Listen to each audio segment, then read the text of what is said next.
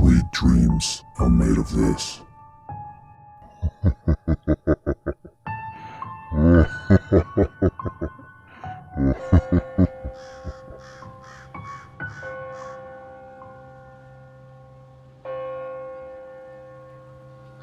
I don't know about any of you, but who else has experienced the phenomenon known as the Hat Man? A shadowy being wearing a trench coat and a wide-brimmed hat, shrouded in darkness, who often visits you while you sleep.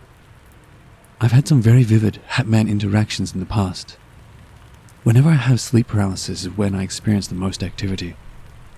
There were two incidents for me that really stick out.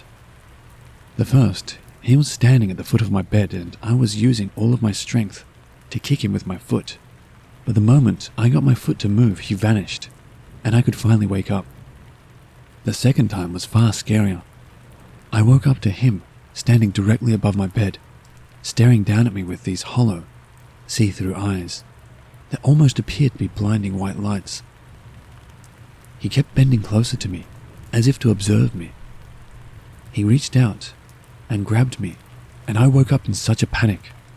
My heart was racing, and for weeks I was afraid to fall asleep, especially with the lights off. Now, whenever I go to bed, I make sure to avoid sleeping on my back, as to not see the Hat Man or any of the other shadow figures watching me while I sleep in my room. What are your experiences?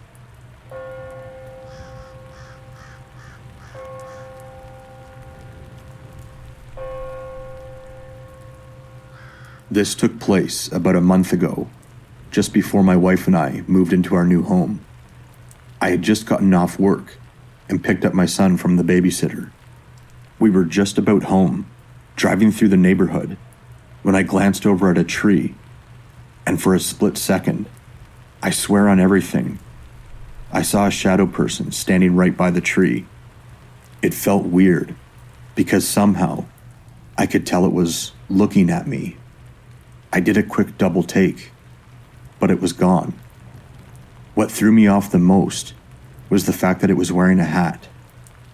I've seen a few shadow people in my days, from going to haunted cemeteries or abandoned buildings, but this was different. This one had a hat. It looked like a mix between a top hat and a fedora.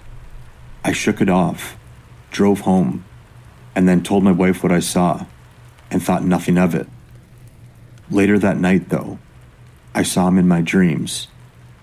I don't remember the rest of the dream, but I do remember coming in through the garage, turning around, and seeing him standing there in the middle of my garage, watching me. I froze. I fell to the ground and watched in silent terror as he walked towards me. He bent down on one knee and placed his hand on the center of my back. That's when I was shaken awake by my wife. I was hyperventilating. For about 3 or 4 days afterwards, I could feel a white-hot cold spot on my back, right where he touched my back in my dream.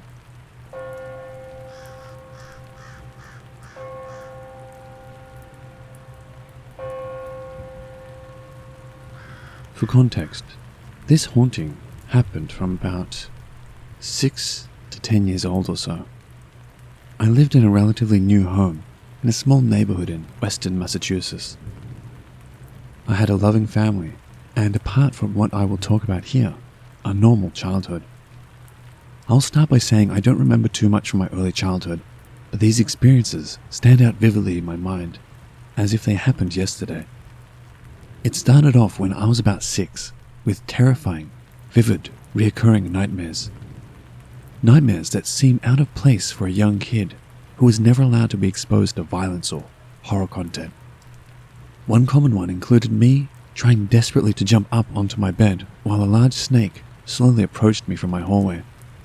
I would feel pure and unadulterated terror as it kept getting closer and eventually struck me, to which I would wake up in a sweat. One of the worst ones is where me and my father would be standing in front of a hallway that branched off to the left and led into my parents' room. 5 to 10 humanoid-like figures would bound out of the darkness of the hallway and proceed to eat both me and my father alive. I could hear him screaming as they reached him, and when they eventually reached me, I would wake up tingling where the humanoids had first bit down onto me. Keep in mind, I was very young when these dreams began, and they persisted for the next 4 years. Now, dreams alone are not enough for me to get on Reddit for the first time and pour out my childhood trauma to strangers. I remember I began to feel like I was being watched in my bedroom at night.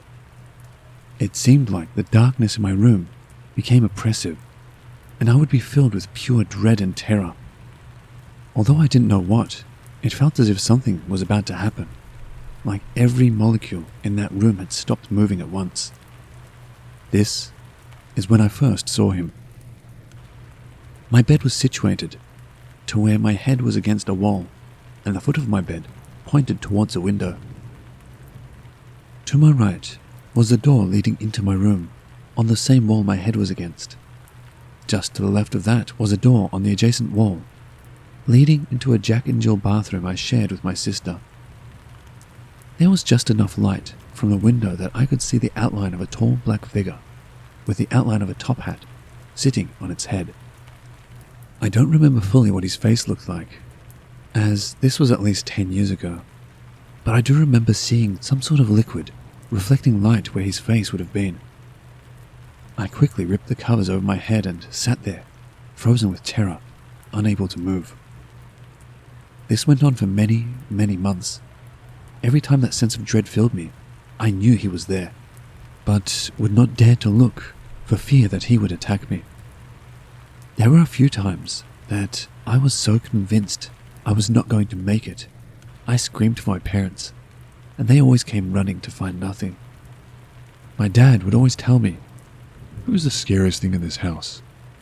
to which I would lie and tell him that it was of course my strong, gusto father. He always assured me that nothing would happen to me while he was there, but I knew if this thing wanted to do me harm, there was nothing he could do. Up to this point, by about 8 years old, the nightmares had become more graphic and the appearances more frequent. Always filling up that doorway, just standing, watching. Up to this point, I had never been physically touched or attacked by it. That was until one night when I was bunkered down beneath my sheets, and that familiar feeling of dread washed over me. I froze in my bed with the same feeling of anticipation, only this time, something would finally happen. There was a scraping noise that I could tell came from the bathroom, and suddenly my leg was grabbed through the covers. I freaked out, bawling, crying, and beelined to my parents' room where I stayed for the night. I was never touched again, but he was there most nights until we moved states when I was 10. Of course, I tried to explain what was happening to me, but it was always brushed off, and I eventually stopped talking about it as no one believed me, and I did not want to scare my little sister any more than I already had. Fast forward to 2 years ago, when I was 18, sifting through old storage boxes filled with my old school drawings and notebooks my parents had kept. I was flipping through a school notebook filled with grammar practice and such, when my heart sank. There, on my school notebook, was a drawing of the Top Hat Man. I practically shoved it down my parents' throats while shouting, "See, I told you, it's the Top Hat Man." My parents went pale and profusely apologized for not believing me. They even went as far as to ask me if I needed counseling. In reality, I was relieved that I had some proof, and today I absolutely love horror as a genre. I guess maybe because it gives me a feeling of control I never had as a kid.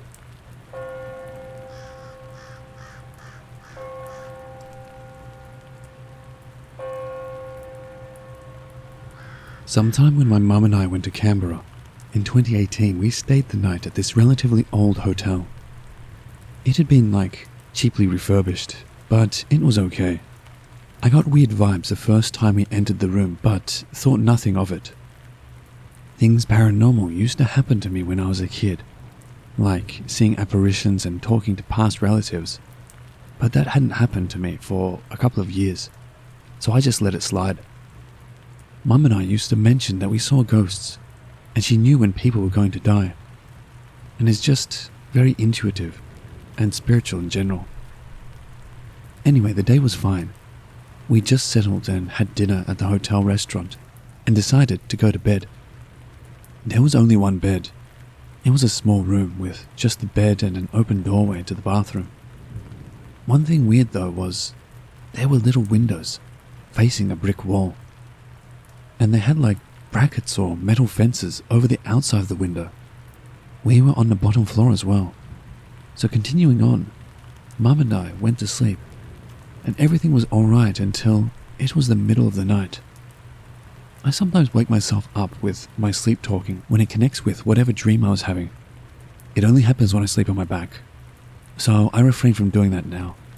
Sometimes, when I sleep talk, I enter this weird state where I'm half asleep and half awake, and I can move but super slowly, and I can see everything around me. Anyway, I remember seeing someone standing next to my side of the bed in the middle of the night. He was super tall, and I'm very certain that he was some kind of a shadow man, because that's literally all he was. Plus the shadow of a wide brim hat on his head. I remembered asking him who he was, and it was just blank. This man was just towering over me from next to the bedside, and just staring down at me with dullish red eyes. He was reaching to take his hat off and started coming closer to me. I felt almost paralyzed. The room felt absolutely freezing, and it was summer in Australia, which was strange. It was the strangest feeling, and definitely the worst that I've felt from an apparition before. I felt completely and totally helpless and breathless. I managed to close my eyes, and despite feeling paralyzed, pulled my covers over my face and felt something like grazing fingers against my face, lightly, almost caressing. There was nothing more after that, and I don't know how, but I fell back asleep an hour later. The next morning I was telling my mum about what happened and how I was in a weird dream state, and that I'm pretty sure I experienced something spooky that night. She instantly gasped and said that she did too. She then went on to describe the tall hat man that I saw to an absolute T. She then pointed to the bathroom that didn't have any doorway and said that she woke up in the middle of the night and saw the guy just standing there in the doorway of the bathroom, just staring at Mum and I.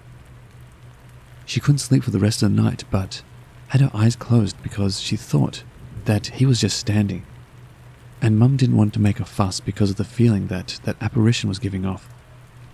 About 10 minutes later, she said that I started sleep talking.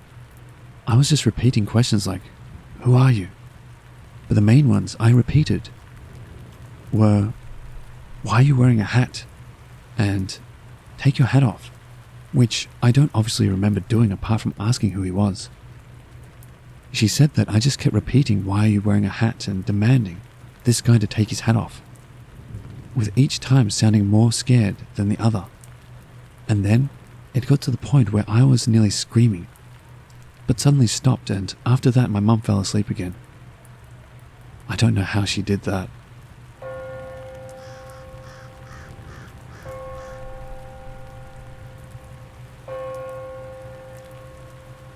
It all started when I was 9 years old. I had just moved into a new home, and everything was going very smoothly. It was a foggy morning. I had just woken up and opened the shades on my windows. This is when I first saw the figure, walking down a path in my backyard.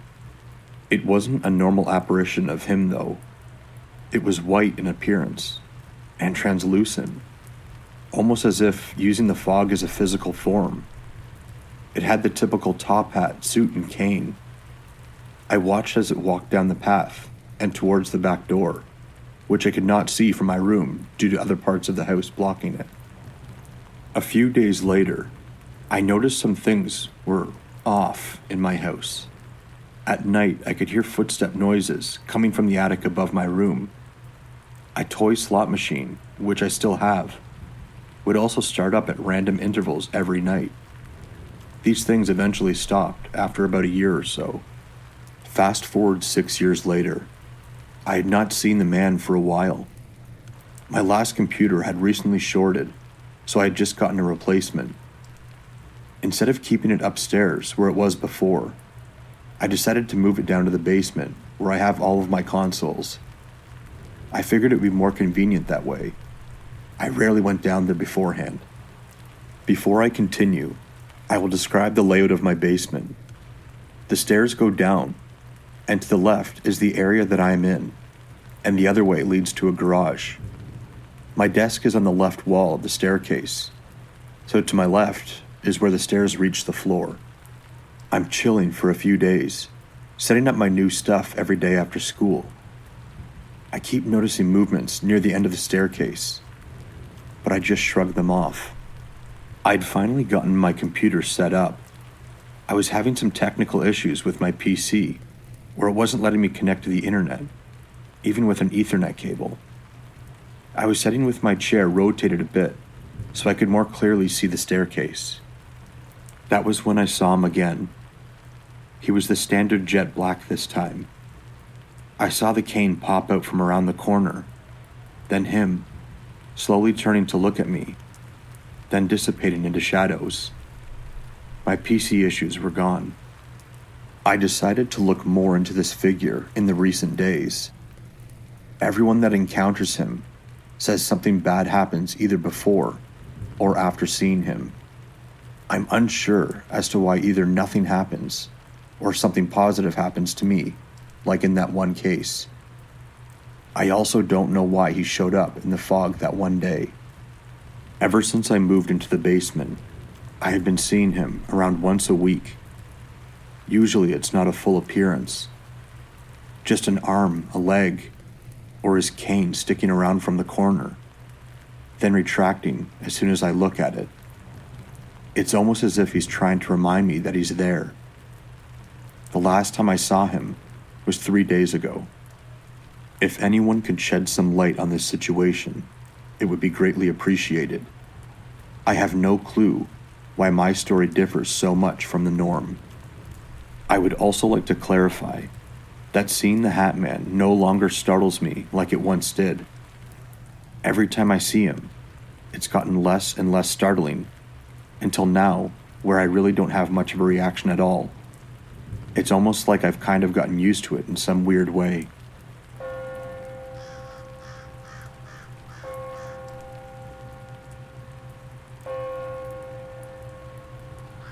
I had an interaction with this Hat Man in the summer of 2018, so I thought I'd share it here. Apologies for my storytelling skills, but let me begin. A family member had passed away a couple of months before the summer, so that year I stayed on holiday with my family longer for comfort. Now, for a bit of context, I live in a rural area, surrounded by forest and field, so it was pretty empty. The house we stayed in had other families living in there, like all separate houses in one big house. I forgot the word for it, but anyways. One of my neighbors had agreed to take care of me whilst my father went out to town. So her and I stayed together in my front garden. Eventually, at some point, we heard knocking from inside my house, yet no one was there. Full on knocking, so we started to get a bit creeped out. Eventually, we ran out of the front garden next to one of my neighbor's garages, and later into her section of the house. She lived on the top floor, and I on the bottom. As we were panicked, we just looked outside of her windows and looked if there was anything going on outside to tell us what the situation was. Yet outside her window, in the forest, I saw a tall, shadowy figure with a top hat, staring back at me. I did try showing my friend the figure, but before I knew it, it was gone. The next interaction was a couple of days later, after this. The same friend and I were hanging out in our house, my parents out in the farm. We were in one of the last rooms and just messing around when we heard a noise. It was the noise of just something moving. Now the door to the room that the noise was coming from was closed, yet had a window on top of it. Of course, we closed the door to the room we were in, out of fear. Eventually, we checked up on the door, and I shit you not, I could see the Hat Man just facing in our direction through that window. And so I closed the door in fear, not letting my friend see it. Later that night, I could just feel a presence watching me, and I wasn't able to sleep. I never saw the Hat Man as malicious, but rather like a warning for the future.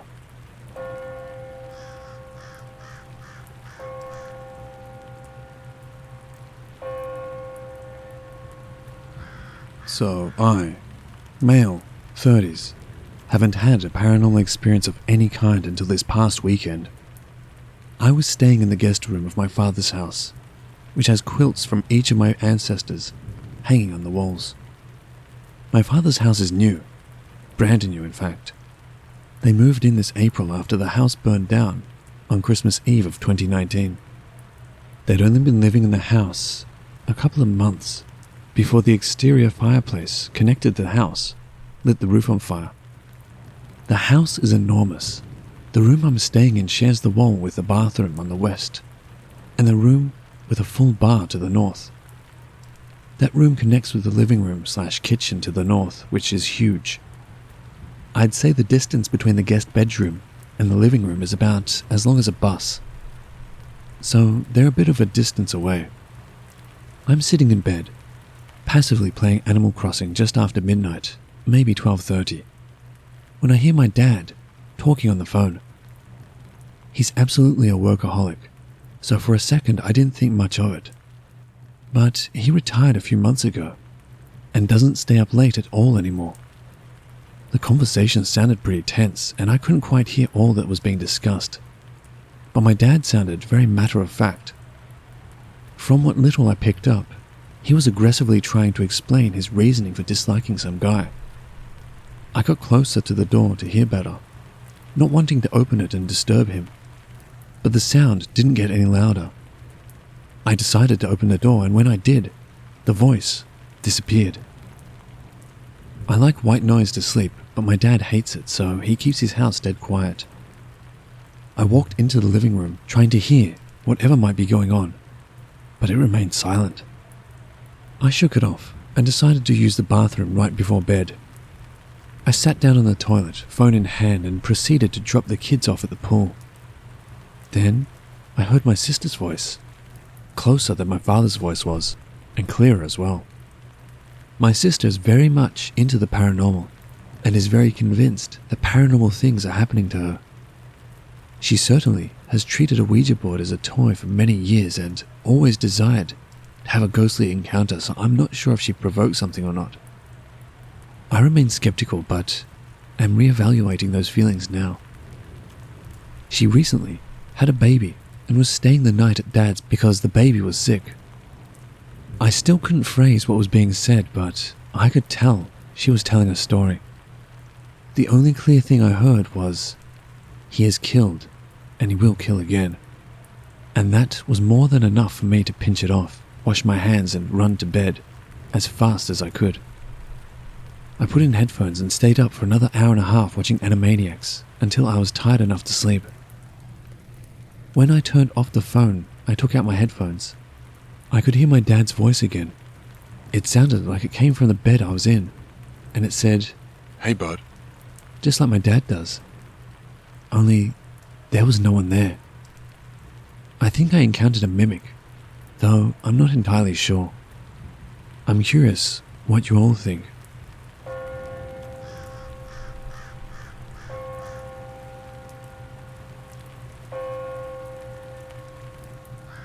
I moved to my current address just a few months ago, and as my family and I were moving in, our upstairs neighbor told us that the house is fairly active for paranormal activity. I didn't really know what to think, but I don't consider myself a skeptic or a believer. But there are truly no explanations for the things I've experienced. The first big experience I had in the house was a few days after we started moving in. We were only moving from another city over, so we decided to kind of take our time with the move. My mum and brother had taken the U-Haul back to the apartment to load up belongings while I stayed behind and started to move the boxes into rooms. I was moving boxes from the living room into the kitchen when I looked up to look out the window. I found a man in an old black suit and hat walking down the sidewalk to the backyard. He didn't look at me. He just walked straight back. I thought at first that he was possibly the property manager or owner. I opened up the back door to go and meet him, but he had disappeared. That was before the neighbor warned me. He told me that the malicious activity mostly takes place in the basement. Snarls, thrown rocks, scratches. I've only experienced knocking sounds and weird shadows. And his son's bedroom upstairs. He told me his son was dragged out of bed by the ankles. Most of what I've experienced has been in the kitchen. I often hear people walking upstairs in areas that have since been boarded up. There's a staircase that the owners boarded up and turned into a pantry. Stuff is constantly getting knocked off countertops and thrown to the floor. I was also grabbed once when sweeping the floor. I haven't really given it any attention or tried to contact or communicate because it hasn't really impacted me. A lot of it I just thought was weird and figured it's an old house. Old houses do weird things. Last night was completely different. It was around 2:30 in the morning. I was in bed, trying my best to sleep when I heard something in the living room or kitchen, making the weirdest noise I've ever heard in my life. It sounded like a man yelling, trying to mimic a cat in heat. It was not my cat, he's neutered, and was asleep by my feet. I mentioned mimicry in the title because sometimes my cat makes yowling noises when he's out in the kitchen. He really likes the way his meowing and carrying on echoes back to him. This was not that sound. It was not a cat outside. I have the windows closed and the air conditioning on. This sound was inside the house. I have no idea what could have made the noise, other than something supernatural. It scared the hell out of me, and I haven't been able to stop thinking about it. I'm kind of concerned. I don't know if I should truly be concerned. Is this a sign that whatever entities are in the house are getting bolder? Are they trying to target my cat? I would love to hear if you have any ideas on what it could be, or if you've experienced similar things, especially what happened after.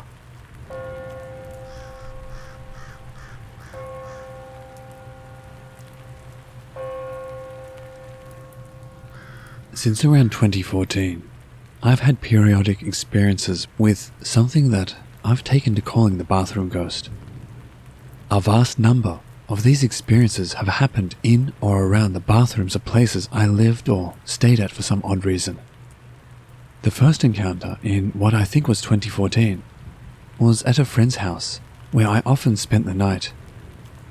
I was in my sophomore or junior year of high school at the time. I always got a lot of strange feelings in that house. The air felt heavy and wrong in a way that I couldn't quite explain or articulate. And certain rooms I just couldn't be in because they would make me feel anxious for some reason. Anyway, one of these days I was staying over. I heard something strange that scared me half to death while I was in the bathroom. To the left of me was the door. To the right was the bathtub.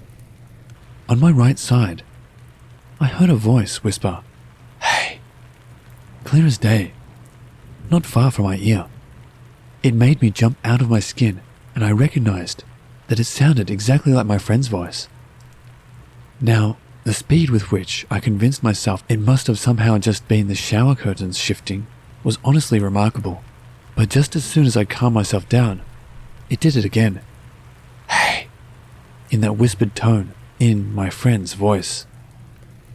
Needless to say, I got out of that room as fast as possible. Now, I want to clarify that there was no way this could have actually been my friend. Reasons being that, A, the voice came from the side of the room opposite the door, and there was no nearby room through which he could have spoken through the wall or something. Also, the voice wasn't muffled in any way. B, I could clearly hear my friend talking loudly to his mum in the living room, which was at least 30 feet from the bathroom door. Now, I only experienced this once in that house, but here's why I think that whatever this thing was, it's followed me. In my first apartment with my friends, There was one notable circumstance of something happening in the bathroom. Now, this may not have been the same thing. It wasn't a voice which mimicked one of my friends.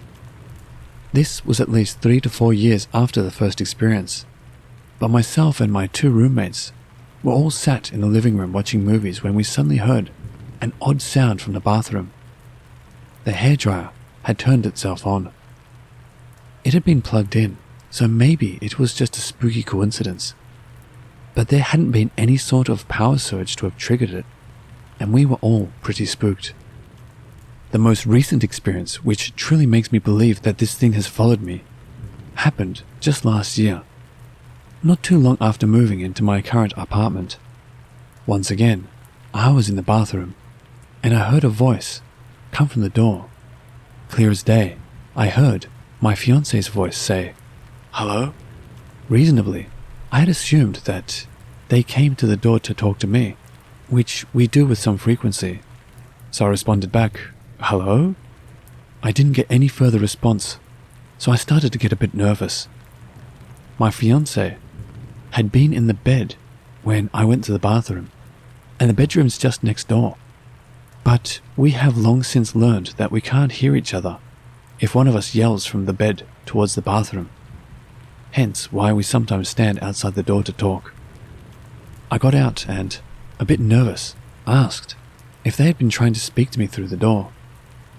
They were lying down where I left them when I came into the room, and they very casually told me that no, they hadn't. Fully shaken now, I told them what I had heard, and they were a little amused, like, the bathroom ghost strikes again, which I did also find funny. They weren't making fun of me for being a little freaked out by any means. My fiancé is not the type of person who tries to scare other people by messing with them, so I know they weren't just playing a joke on me and acting like they had no idea what I meant. Does anybody know what sort of thing this might be? Is it in my head? What kind of thing copies people's voices?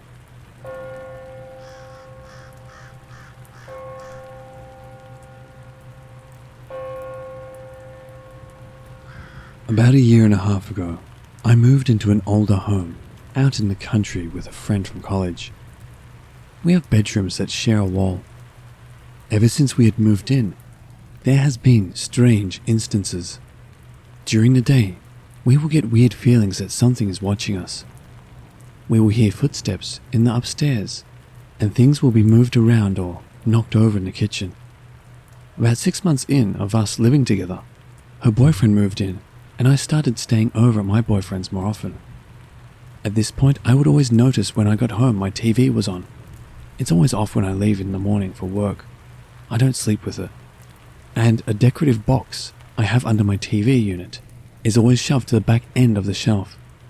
My friend said she started noticing mornings I was gone that she would hear movement in my room of the closet and dresser doors opening, clothes shifting, as if I was there.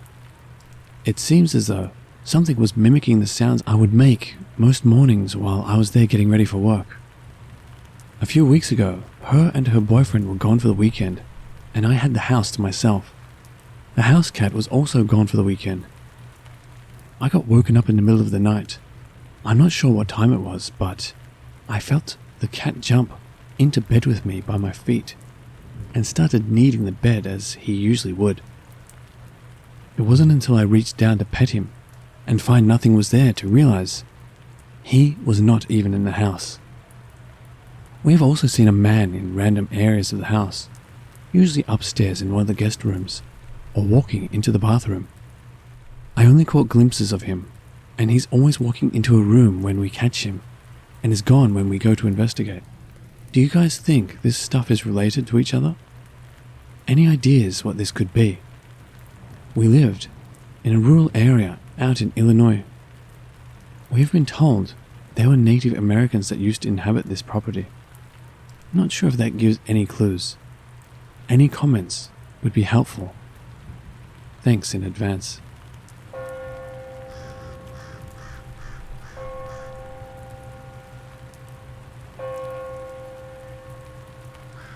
I just had the weirdest experience about an hour ago. I woke up and went across a very small hall to the bathroom. I live in a piece of crap small trailer with thin walls. My brother's room connects to this tiny hall, and my mother was asleep in the living room, also off the same hall. This hallway is maybe 3 by 6. Anyway, I go to the bathroom and walk back into my room and close the door. I take 3 big steps to my bed and start to turn to sit and then recline. But all of a sudden I hear a sound like a dog, but it doesn't sound right. It sounds off, like something or someone trying to sound like a dog. I froze in terror. In fact, I don't think I've ever been this terrified in my life, aside from near-miss car accidents. Just filled with fear. It made like a long noise in 3 sets of 3. I literally only unfroze long enough to lock my bedroom door and grab a big stick I keep next to it. I tried to call my sibling twice on the phone in case it was some intruder or something. I didn't want them to run out unprotected if I called out their name loudly. But they thought my calls were their alarm and silenced them. The sound continued after the phone calls. It felt like something was still out there. I yelled my sibling's name. It woke my mum up, and my sibling finally woke up, and when they came I unlocked the door. I told them, and they did not hear anything. We have 2 dogs. It was neither of them. And when I came out, they were asleep. My sibling asked if maybe I was just hallucinating, having just woken up, and I would think that, except I have a litter of 4 8-week-old kittens in the room with me. When the noise started, 2 were near me, one a foot from the door and the other right next to my foot, getting ready to attack it. They both froze too, and bowed their backs up. The one near my foot had his paw on my foot, and the only movement the poor thing managed was digging his claws into the top of my foot. These kittens typically do not stay still unless they are sleeping. Our dogs have made all kinds of barking and noises around them, and they have never really reacted, aside from maybe being briefly startled by the barking. My sibling and I look around our small double wide, and the back door was unlocked but closed. We go out on the porch and hear nothing. As we were walking back to my room, I heard the noise again, and it was very faint. 3 and like it was moving away outside. My sibling actually heard that this time, and when I heard it the first time, it sounded like it was in the house, right outside my door.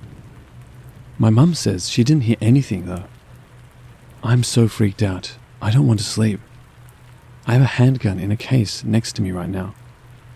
The logical explanation is some weirdo coming into the back door and being a weirdo, but I think we would have heard them trying to get out of the house. It is cramped, and there are quite a few obstacles to slow someone down, or that would cause a noise. No footsteps. The door not opening or closing, either front or back. Does anybody else have any ideas about this? Edit. My sibling and I were talking this morning, trying to come up with more explanations, one of which was wind. But we have wind pretty consistently lately, and this has been the only time we've heard this so far, and the fact that it is patterned leaves me doubting the wind. I do hope it is some kind of household fluke.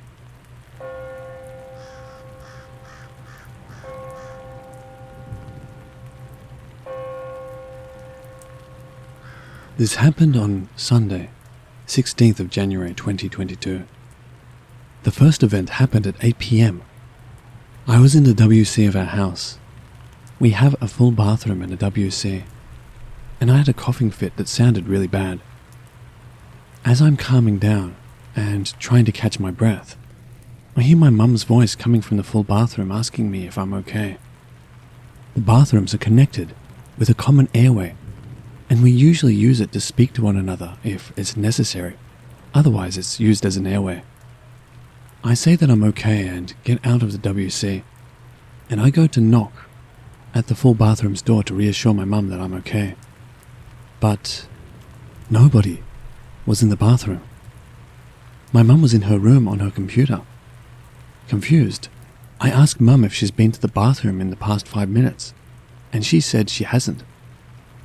She didn't want to lose any moment of her friend's radio program, so she was keeping her water intake to the minimum. I just shook my head and went on with my afternoon. The second event happened at 6 a.m. I was about to head to bed after spending the entire night writing. I'm more creative at night. And I decided that it was enough of writing for tonight. I went to brush my teeth and pee before bed. I'm peeing when someone knocks on the door. And then I hear my dad's voice asking me if I'm okay. I say yes, and he says, "All right," before I hear him enter the kitchen and turn on the small kitchen light. I hear him prepare the kettle for his coffee and prepare my sister's breakfast. I look at my phone and it's 6:15 a.m. I think that my dad might have woken up an hour earlier than usual because he couldn't sleep. He usually wakes up at 7 a.m. and starts waking my sister up for school. It wasn't unusual for my dad to wake up at 6 or 5 a.m. or not sleep at all at night, reading comics on his computer, waiting for 7 a.m. So I shrug it off and get on with my thing, but when I finish and I'm turning a light off, I turn to say good morning to my dad, but the kitchen is empty and dark. Dad is nowhere to be seen. I gently go to my parents' room, and I can hear my mum and my dad snores. So I go to my room to sleep. At 7 a.m. I woke up to the sound of my dad's alarm clock, and I get up to go ask my dad if he went to the kitchen around 6 a.m. And he said no, but had a dream of getting a glass of water from the kitchen. I'm still confused about these two events. Any idea what could have happened? Update. My dad told the entire family of his experience a couple of days ago, similar to mine but on a different day. It was the 27th of January 2022, and my dad woke up, startled at 3:30 a.m. because he heard my voice and my sister's voice calling him. He tells us that he woke up, but all of us were asleep when he checked. Same time, same day, 3:30 a.m. my sister woke up for no reason because she heard Dad's voice, calling her in her sleep. She thought Dad was waking her up for school. Mum wakes up at 3:33 a.m. because she heard Dad's voice telling her that my sister and I needed them. But my dad isn't on the bed. He has gone to check on us. I'm dreaming, and in the dream, I'm calling for my dad because I'm looking for him. I wake up when I can't find him, and my first instinct is to look at my phone. It's 3:36 a.m. Confused, we all shared our experiences. We don't know why it's happening. Mum joked that I somehow psychically contacted Dad through my dream, and he always goes on high alert when my sister or I need something from them in the middle of the night. The thing is that I can't remember the dream I was having. I only remember the part where I was looking for my dad. And that's weird because I usually remember all my dreams. I'm pretty sure I didn't sleep talk. Hearing him share this reminded me of my experience a week prior to this, and thought to add it.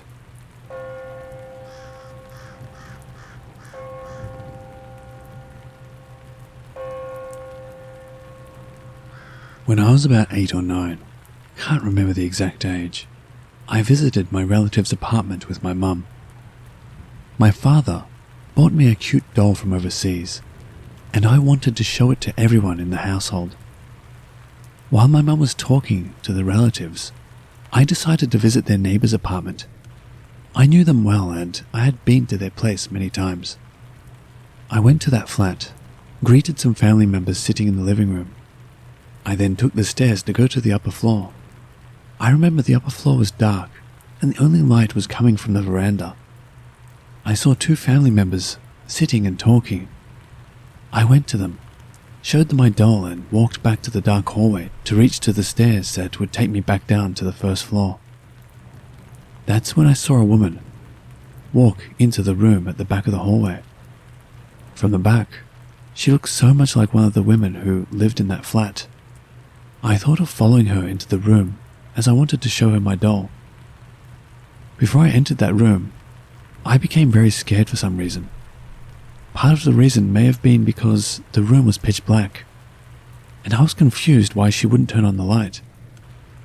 I was worried she might hide in a corner trying to jump at me in the dark.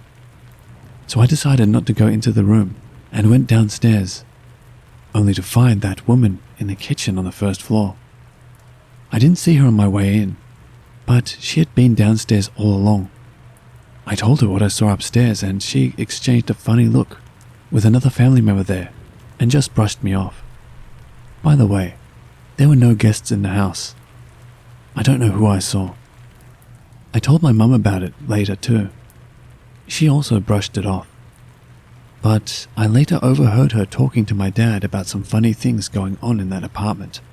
After they brought in a harp-like musical instrument, my mother said they would hear someone playing the harp at night, and when they checked, the sound would stop. I've been intrigued by mimic stories, especially because of this childhood experience. This is the one and only encounter I have with anything paranormal. From where I come from, there are beliefs and warnings about mimics. For example, hikers and hunters are told not to call each other by their real names, as mimics can lure them to make them lost by calling their names in the voice of someone they know. They could also trick you by looking like your friends and make you follow them. Do you have such beliefs in your country? If you have similar stories to share, I would like to hear them.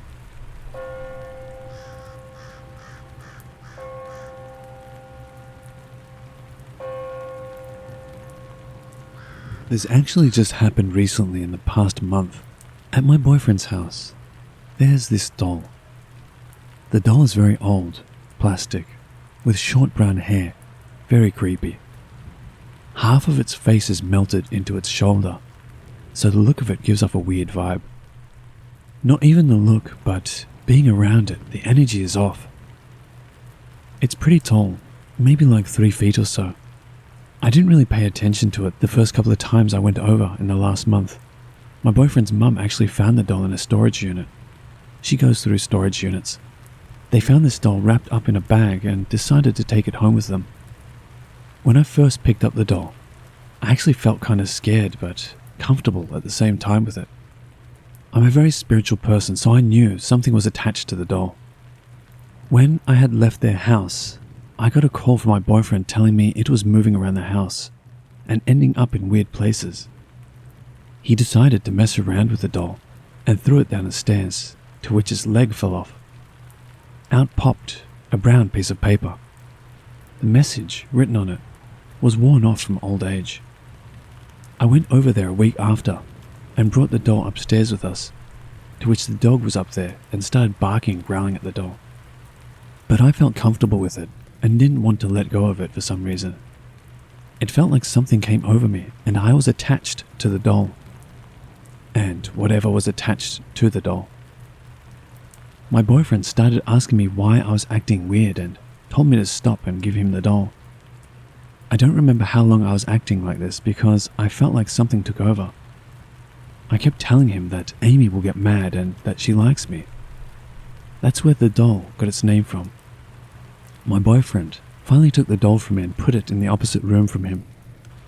Through his vent, you can see the room it was in. The next morning we woke up and the doll was staring right into his room from the vent. I swore to never pick up that doll again because whatever was attached to it isn't good. Ever since then, I've been having dreams about demons and dolls.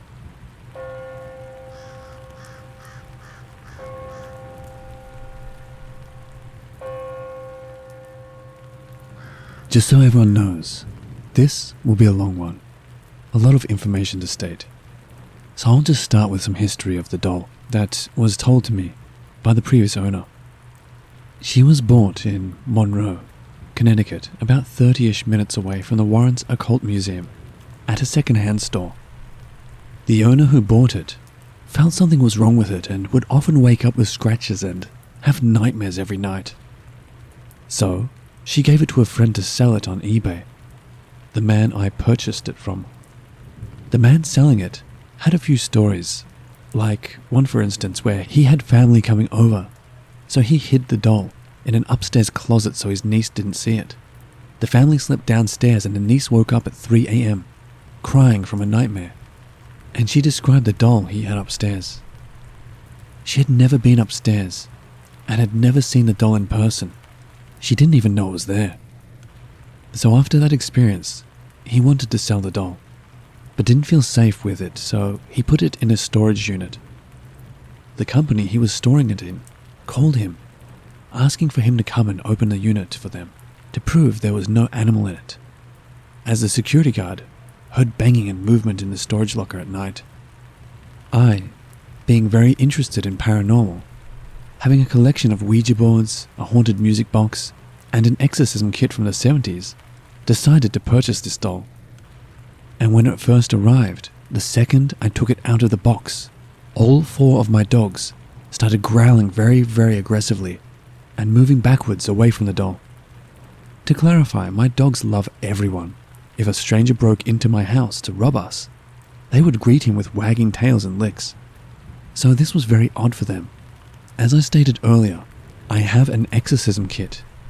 With this kit, there is a cross that is almost locked in place with 2 pieces of metal. And around 30 minutes after removing the doll from the box, I heard a noise from upstairs. I went upstairs to investigate. It was the cross. The cross had been removed from the kit and fallen off my shelf and onto the floor. I was the only one home, and all the dogs were downstairs with me. My room door was closed.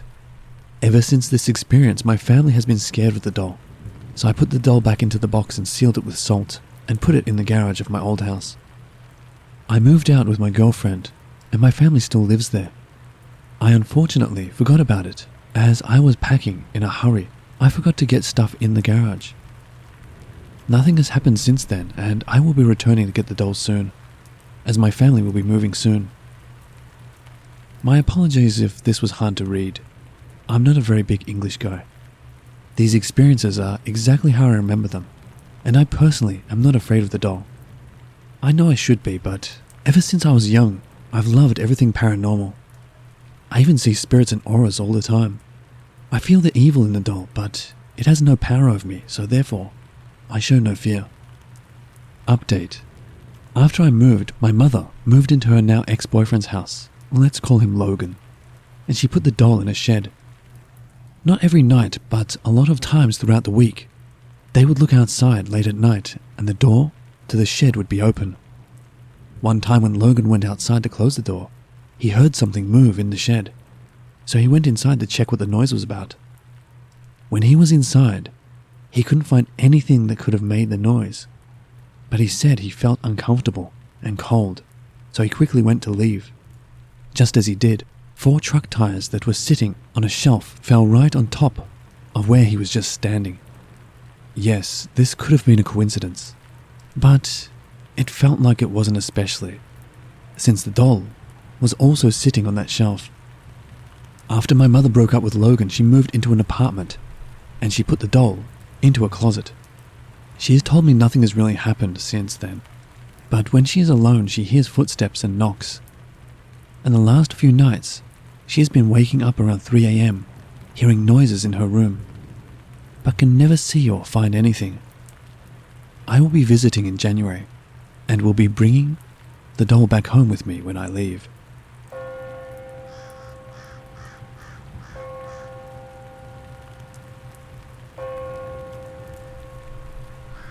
I lived with my grandma and grandpa from the age of 8 to 14. So my grandma collected dolls of all kinds and kept them in the guest bedroom. She had over 100 dolls, a lot of them being porcelain, but some of the dolls were old, unsavory looking dolls. And the one that creeped me out the most, was one of those ventriloquist dolls, basically the same one featured on Goosebumps. Anyway, my bedroom was right next to the guest bedroom, and when I first moved in, I was not really bothered by the dolls, maybe because I was younger and always distracted by other things. As I got older, I started to get a really bad feeling from that room, and would start shutting the guest room at night because when I had to go to the bathroom in the middle of the night, I would have to look at that room coming back. But when I did eventually get up to go to the bathroom, the door would be open, knowing full well that I had closed it before I went to bed, and my grandparents claimed to not be responsible. When I was 12, one of my grandma's friends had passed away, and she had taken a lock of hair from that friend, now dead, and attached it to the head of one of her oldest dolls. Soon after, I started to hear voices coming from that room at night, and every time I would go past the room and peek in, I felt all the eyes of the dolls were staring straight into my soul. When I was 13, I started to get really bad nightmares and would wake up to the bed shaking. I would jump out of bed and it would continue to shake, and I would be too much of a chicken to wake my grandparents up to tell them about it, because their answer to everything is to pray for deliverance and ask God to cast away the nightmares, because the only kind of spirit is the Holy Spirit. These episodes of bed shaking and constant voices coming from the doll room never stopped, but the last straw for me was the black shadow that would fly across my room. So I started to always sleep with something over my eyes, and still do to this day. I ended up moving in with my aunt after it had gotten to the point of me not wanting to go to my room at all. I'm terrified of dolls to this day. They are all evil bastards.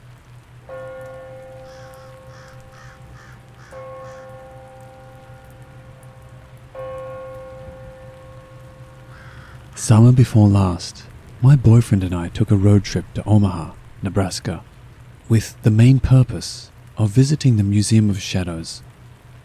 We're both somewhere between a believer and a skeptic, and thought it would be a great experience for us. He even paid the $20 to rent a spirit box to use as we walked around the museum.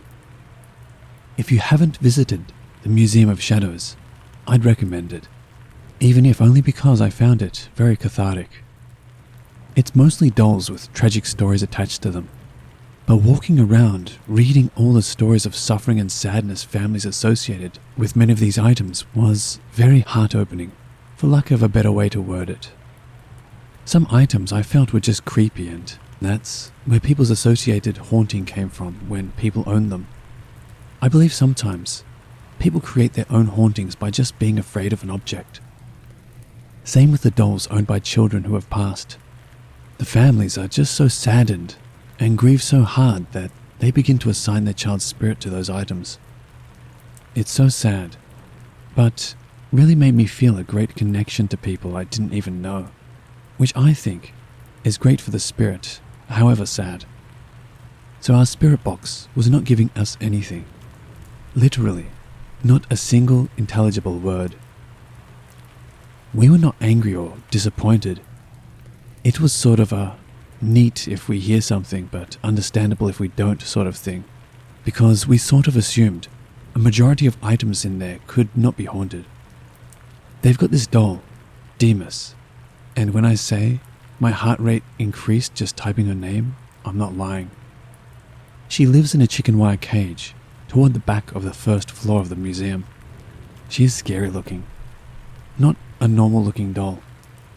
I got uneasy just when I saw her, and this is in a building of frightening dolls. Maybe that's intentional though. Maybe they put her in the cage to raise your apprehension.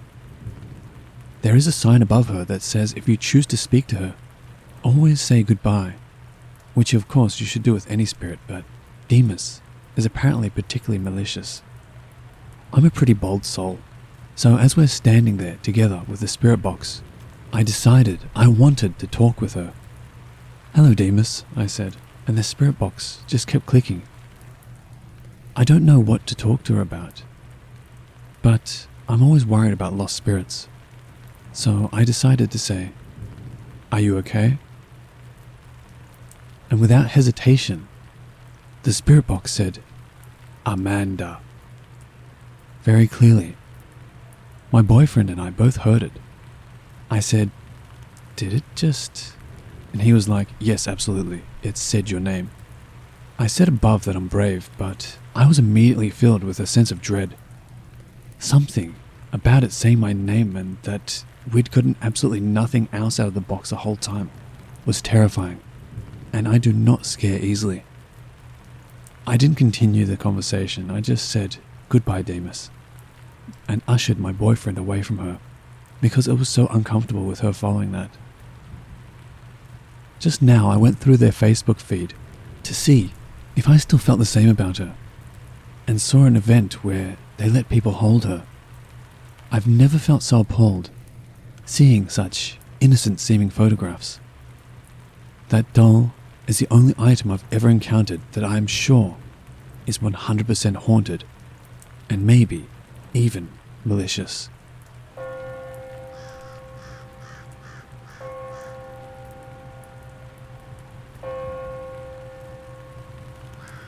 A few people seem to like my first doll encounter, so I thought I would add my other two here. Dolls are no longer welcome in my house, and I live with my sister from the first story. We are close, and don't care if you believe any of these stories, but it's nice to get it off my chest. Story 1. I was around 12, and Mum called me in to open a box. I asked what it was, and my mum had no idea, just that it was from an old family friend.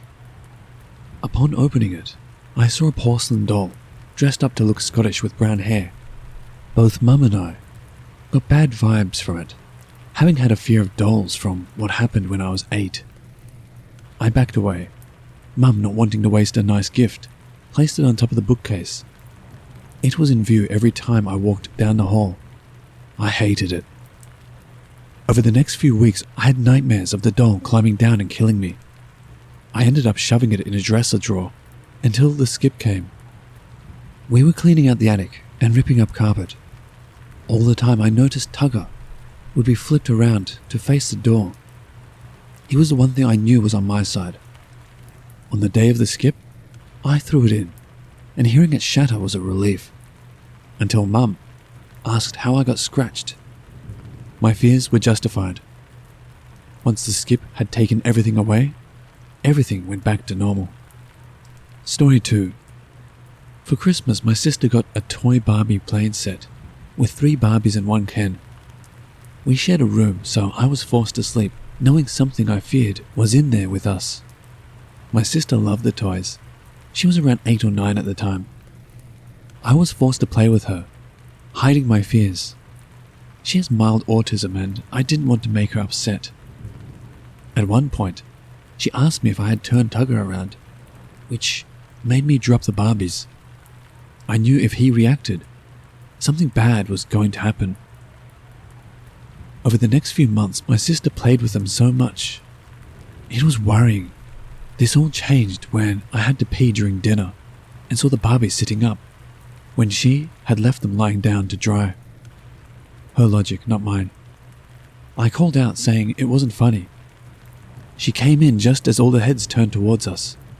We screamed and quickly grabbed them, chucking them in the trash. Mum didn't question it.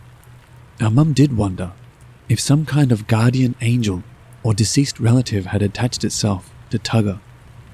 I have no idea even to this day what Tugger is, but at least he's a good guy.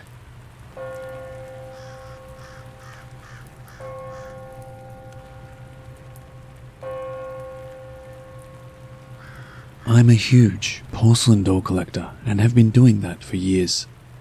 A few years ago, I went thrift shopping for some new dolls. When I was walking in the store, I saw this beautiful Chinese-looking doll. I immediately knew that I wanted it, because I didn't have a doll like that yet. When I went to grab the doll, I got chills all over my body, and something told me not to buy it.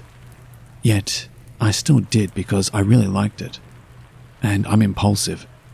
If I want it, I'll get it. I took the doll home and went to sleep. I woke up in the middle of the night, having the feeling something was staring at me. I looked behind me, and the first thing my eyes crossed with was my new doll. I never get scared at night from any of my dolls, but it took me some hours to get back to sleep. This was going on for a few days, where I constantly felt anxious if I was around that doll.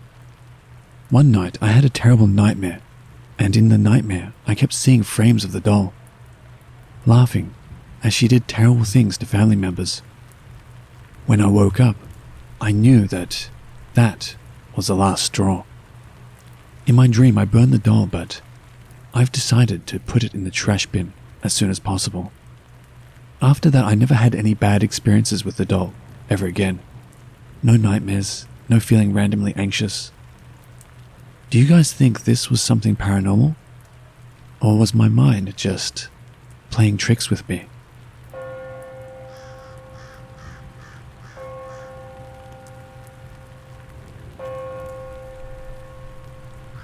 So I begin this story with a small briefing. Only 3 people in my life have heard me tell it, and one of those 3 being my mother. She believes this story to be false, and that I simply made something up because I was young. Well, I say this.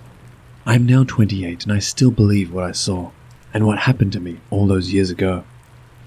The year is 2004, when I was 12 years old. I had a best friend at this age, and my best friend was my closest cousin. We were inseparable. Whenever we could hang out, we did. One Friday after school, my sister was nice enough to take me home rather than ride the bus. She also picked up my cousin as well, who, for the sake of the story, I'll call Laura. We go to Laura's house first, to get permission from her parents to hang out with me over the weekend.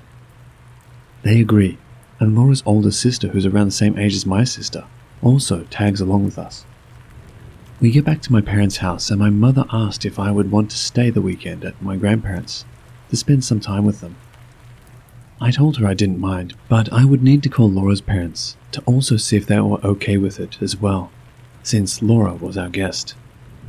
Laura's parents once again agree, and so I begin to pack my things for the trip. I loved my grandparents more than anything. They were such kind and noble people. My grandmother being the nicest person I've ever known. I know that sounds cliche, but in my lifetime, I've never heard my grandmother curse or talk down to anyone. Anyway, we arrive at my grandparents' home. My parents say their pleasantries and leave. Laura and I spend a few hours just talking to our beloved grandparents about how we're doing and life in general. Eventually, my grandmother, like all grandmothers, feels the need to feed us, so she begins preparing dinner. While grandmother is busy, Laura and I decide to go to what we call the grandkids' room. Basically, the grandkids' room is where my grandparents keep all the toys and various knickknacks for the grandchildren. The same room also housed her famous Super Nintendo, which is what Laura and I were going in there for. As I started to load up a Ninja Turtle game, I noticed something in this basket of baby dolls my grandmother kept for smaller grandkids. Inside this basket was this ugly, wild-haired, wicked-looking baby doll. I immediately stopped what I was doing and pointed out the doll to Laura. She had the same look on her face as I did when she saw it. Laura was always more curious than I was, so she walked over to it to examine it closer.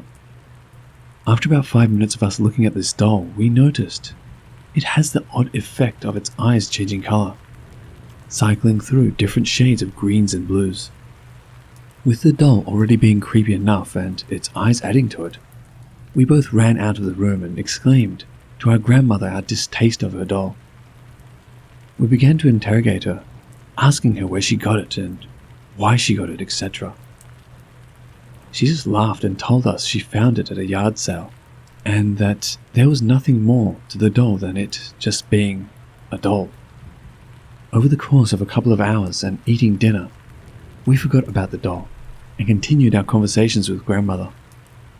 Around 11 p.m. or so, my grandfather had something happen with his pacemaker, so my grandmother had to get him to the hospital. We were in the south, so around the age of 12 back then was old enough to be left home alone. Laura and I watched as our grandparents left the home in a hurry. Laura tried to go to sleep, but I wasn't quite tired yet. I stayed in the living room and watched TV with my concern for my grandfather laying heavy on my mind. TV wasn't doing enough to keep me occupied, so I had to think of something else to do. Then a thought occurred. I remembered the doll and how it gave Laura and I a really eerie vibe. I sped into the guest bedroom and woke up Laura. I told her we should see if that doll is haunted. She looked at me, and once again, with her being more curious, she smiled and told me she would accompany me to play with the doll. We went into the grandkids' room and found the doll, still laying face up, in the same basket we found it in. I grabbed the doll and said, first we should test it. We should set it on the couch here in this room and leave it and see if it moves. Laura laughed and said, if this doll moves, I will probably get rid of it for grandmother. I nodded in agreement and we left the doll sitting in the middle of the couch in the room. We went back to the living room and continued watching TV. Laura asked how long we should keep the doll alone before checking in on it. I replied, let's check in about 30 minutes. We both sat, quiet and stone-faced, as we patiently waited for 30 minutes to pass. Finally, the time came, and we both slowly entered the room to check on the doll. To both of our surprise, the doll had, in fact, moved. Rather than being in the middle of the couch, it was sitting at the far right edge.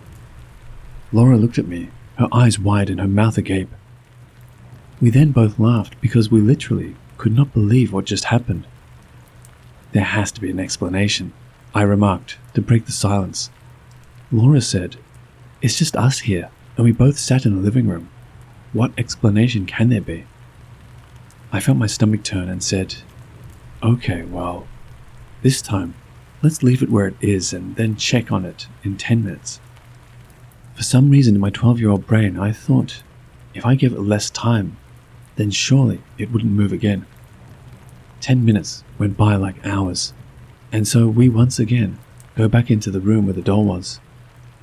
To our disbelief, the doll moved again, and this time was sitting back in the middle of the couch with its head turned slightly towards the door, as if it were trying to look at us. At that point, Laura freaked, ran into the room and grabbed the doll. She threw it at me and yelled, keep it with us until grandmother and papa get back from the hospital. We have to tell them about this. I agreed and made sure the doll stayed in our sight until our grandparents returned. Finally, after about 3 hours, our grandparents were back home. In order to make sure we did not disturb our grandfather after his hospital visit, we waited until he went to bed to confront grandmother about our experience. We told her what had happened and that she needed to get rid of the doll because we were afraid of it. Once again, she laughed at us. She laughed and told us we were just sleepy and that everything seemed scary at night to children. Laura looked at me, and I could tell she was frustrated that we weren't being believed, as was I. Our grandmother agreed to at least put the doll somewhere where we wouldn't find it to help ease our minds. For some reason, that made us feel better and safe. The night goes on and we all sleep in until 8 or so the next morning. Saturday goes by pretty fast and we spend time with our grandparents and, almost seemingly, forgetting about the doll. Then comes Saturday night. Laura and I proceed to go to bed, having not mentioned the doll once the entire day. I drift off to sleep pretty quickly, and at around 2 a.m., I hear a loud thud. When I was young, I was a light sleeper, and sudden noises easily woke me. I sat up, seeing nothing, and went back to sleep. I don't know how long I was asleep for this time, but what woke me was a tug on my sheets, and what felt like something walking on my legs, like a small cat. I immediately thought about the doll, and instant fear overcame me. I could feel my face turn pale, as if my soul was attempting to escape my body.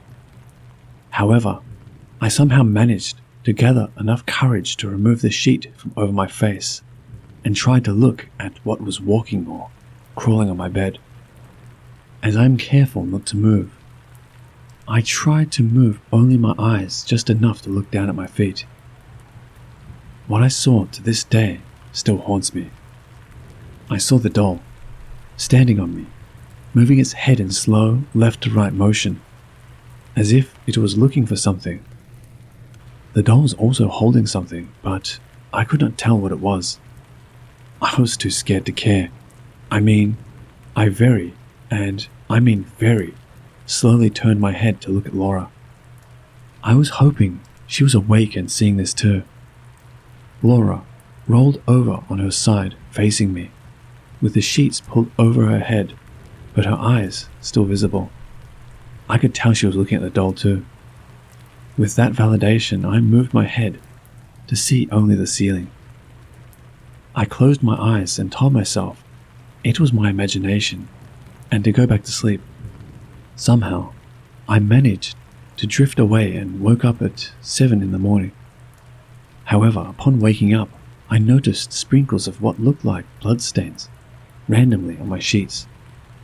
I immediately began freaking out and threw myself out of bed. It was then I felt a pain in my leg. I looked at my left leg and saw that I had a pretty noticeable wound. It was like a scratch that was just deep enough to bleed.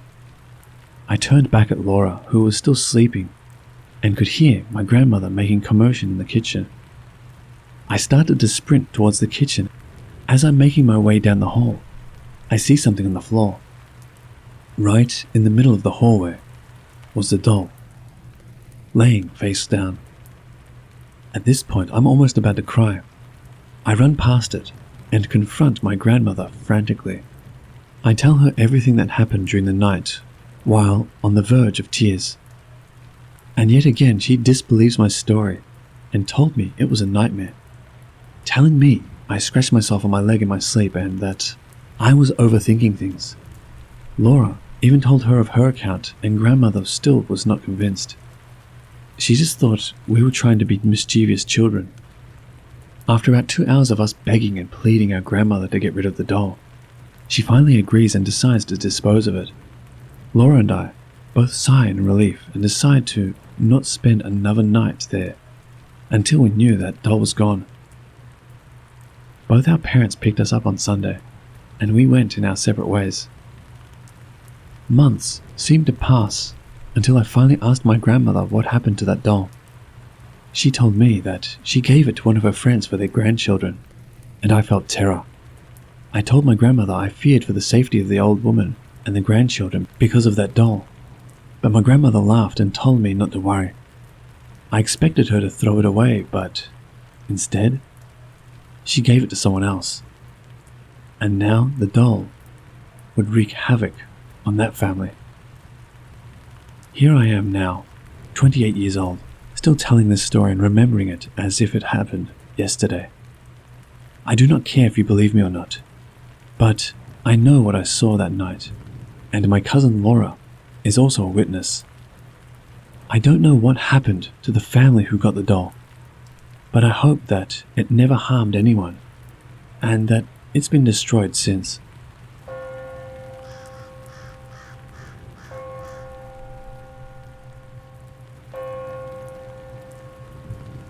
A little info. The needlework room is on the 3rd floor of the old block in my secondary school. It's on the same floor as the F&N rooms. Downstairs, floors 1 and 2, are the D&T studios. The empty space outside the D&T studios on the 1st floor is the art workspace. The windows for the needlework room are tinted black. If you want to look inside, you have to bring your face to the window and look inside, even if the lights inside are on. A cleaner's experience. Now, there is this cleaner who decided to retire. She isn't working anymore. Anyway, she lives really near the school, and she can see the school from her house. She'll turn off the light in the needlework room, but every time she looks at the school from her house, the lights are on. She's kind of curious about this, but she reckons that maybe some playful students or maybe teachers used the room after she cleaned it and forgot to turn off the lights. One day, she was cleaning the 3rd floor first. As usual, she turned off the lights. She then went downstairs to clean and such. When she reached the 1st floor and started cleaning the art space, she looked up and saw that the lights are on. again. Thing is, no one went up. So why were the lights on? She got curious and decided to go up to investigate. So she went up to the needlework room again, where the light was still on. So she brought her face to the window to look inside, only to see a pair of eyes staring back at her. She was so freaked out she packed up and went home straight away. She retired some time after that, I think. Friend A's experience. Friend A can see spirits. She's in the art stream, taking art. Once, it was evening when she walked past the needlework room. She looked in and saw a lady with long hair, totally in black, sitting down and sewing. Sounds right, right?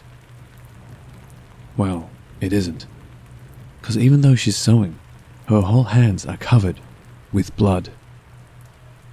Friend B's experience. Friend B cannot see spirits. Okay, the upper secondary uses the old block. If it's a rainy day or the floor is wet, the upper sec will go to class straight, while the lower sec will go to the hall. As such, you can enter the class as early as you want, provided that the school and the general office are open. So friend B comes to school really early. It was a day where the floor was wet, so she went up to class straight away. She wasn't alone. Some of her classmates were with her as well. But after entering her class, she got bored and decided to go outside for a bit. She looked out at the third floor where she saw a student running along the path. But the student was running at the same spot, even after a very long time. My personal experience. Okay, in my Sec 4 year, we had night classes every now and then. Friend C got really curious about the needlework room after hearing these stories. So she suggested going there to check it out after the night class. I was fine with it, so I agreed. We pulled another 4 to 6 people along with us. After the night class, everyone was really excited about going to check it out. But somehow, I had a bad feeling. I was really reluctant. Because, like friend A, I can also see spirits. Friend C got really impatient because we were debating whether we should go or not, because the gate will be locked after 10 minutes upon dismissal. So friend C ran straight up the stairs. I was worried for her, because she was going alone, so I chased after her, and everyone else followed us. Now, the staircases are the rectangle types, where you have to turn after a short flight of stairs. We had our night class at the new block, and the only thing connecting us to the old block was the hall which leads to the D&T studios if you walk straight, which was on the 2nd floor. Remember that the needlework room is on the 3rd floor? Next to the D&T studios is a flight of stairs which leads up to the needlework room straight. Friend C ran up the stairs, and I chased after her. She was much faster than me, and was ahead of me quite a bit. But she was still within sight. As I turned and head for the last flight of stairs, I saw what friend A described. A girl with long hair that's totally black in color. She was standing at the top of the stairs next to the window, staring at me. And she was near friend C. When I looked again, she was gone. The rest of the gang soon caught up. I ran and, again, we were debating if we should continue. I was really freaked out already, and I was really jumpy. All I wanted to do was go away from that place. Friend C can't see spirits, so she didn't notice anything wrong. She wanted to continue running to the needlework room, but I grabbed her arm and told her to just go back, and that I'll explain everything later. She was reluctant at first, but when she saw that I was so freaked out, she agreed to leave. After we left, we went for supper together, the whole group of us. I told them what I saw, and they were all spooked. But I wasn't the only one who noticed something that's unusual. There were only 2 guys in the group who went. The rest were all girls. The pathway was lit by lamps, so there should be this orange glow, right? But what the 2 guys saw was that the path was grey and was really misty. The other girls felt really uneasy and as if something was there. But I was the only one who actually saw. I was so freaked out that night. I didn't dare go home by myself. We all shared a cab home.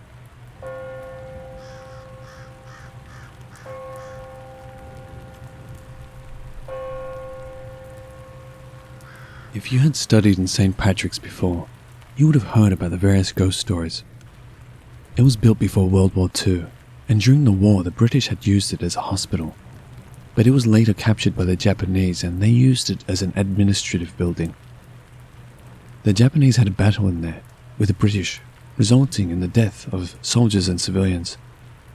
There are many stories about the school, but I'm going to share one that is not so well known as the staff did not want to frighten the students. During the war, the Japanese sent infantry to the compound to capture it. They did not use explosives and heavy artillery as they wanted the building intact.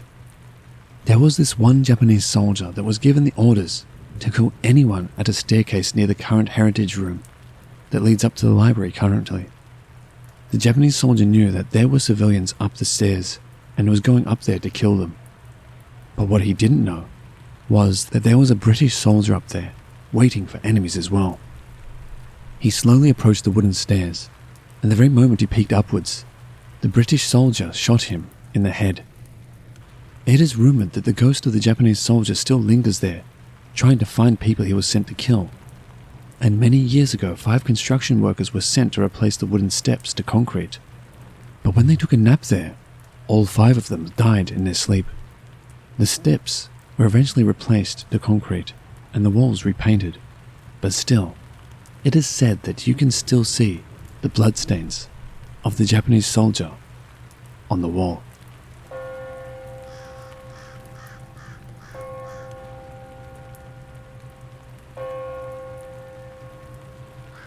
This is one of my creepier, yet weirder experiences. And recent too. I still get nightmares over it. It was like 5 in the morning. My dad had an appointment at the hospital, so he dropped me off at school early that day. Seeing that I had 2 whole hours to kill, I headed over to the food court nearby to get some early grub. There's a store I like which opens up early to prepare the food. I'm an exception, seeing how I've regularly ordered from them, so they allowed me to take away some food.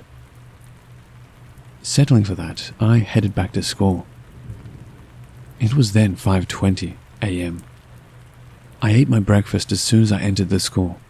The gate was already open. The security guard looked at me and told me, "Better eat at the canteen. You're upper sec, right? It's best if you don't go upstairs." I was wondering if he was worried that he would get blamed for me leaving the empty food packet around later, but I assured him I'd dispose of it properly. He wanted to warn again, but it fell on my deaf ears. I know, I'm stubborn. Anyway, I managed to finish my food once I hit the 3rd floor, which was my class's level.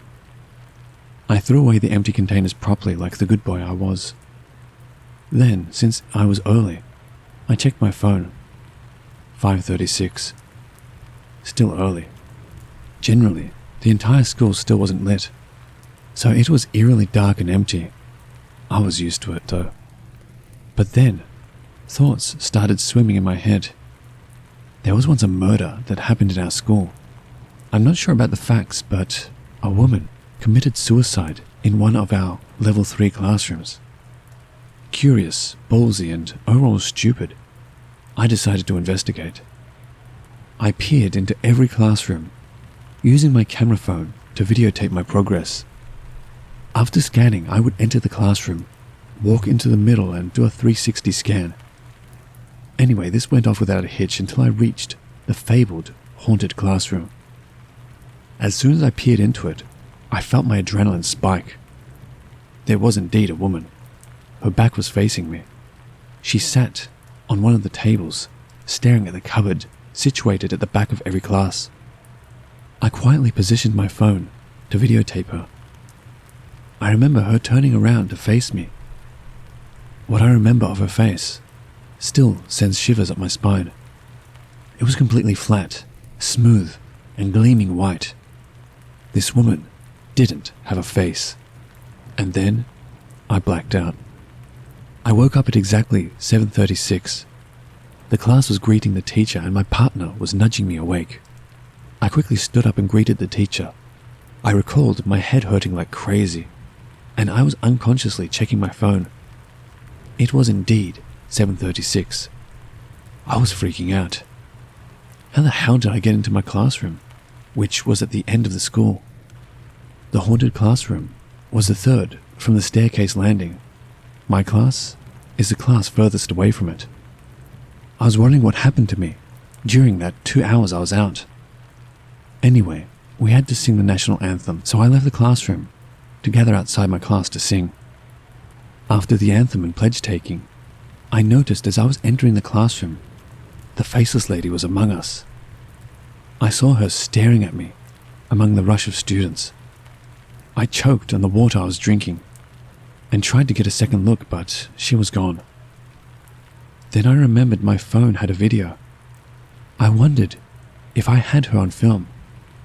I watched it and recalled the exact position of where she was.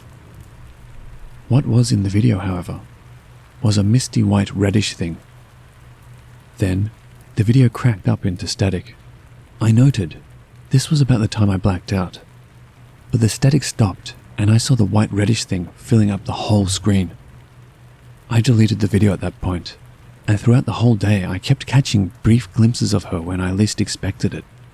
The toilet, science lab, canteen. I really freaked out at that point. I made an excuse and got an early dismissal form.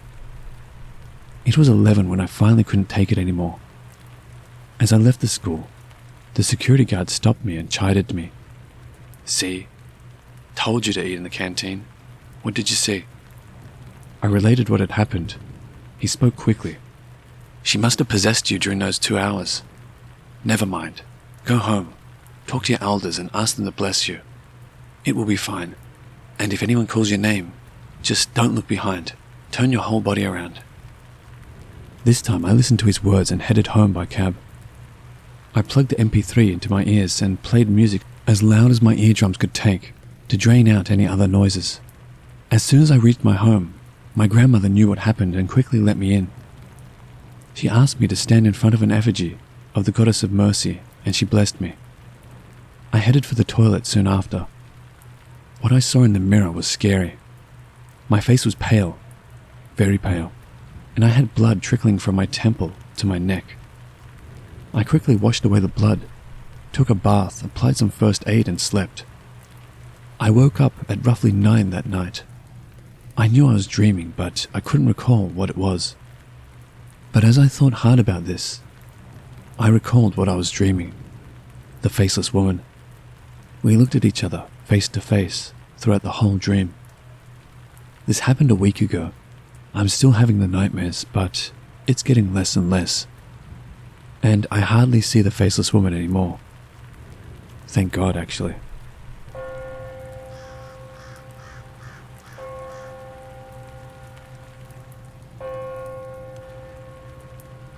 I have many such experiences, but this is by far the most chilling one. I vividly remembered it happened in primary school, and I was 11 or 12. In all my years there, I have not encountered any spooky incidents, and it was not known to be dirty, so it came as a surprise and abnormality to me as I reflected on it later. Anyways, I consider myself lucky as I did not experience this alone. I was with my friend and we were waiting for 3 other members of our team. The 5 of us and a teacher were supposed to meet at school on Sunday for a competition. It was very early, like 6:30 a.m, and the weather was really cloudy that day, coupled with the fact that it was a Sunday and almost nobody was in school, and that there were very few lights on. It was very eerie.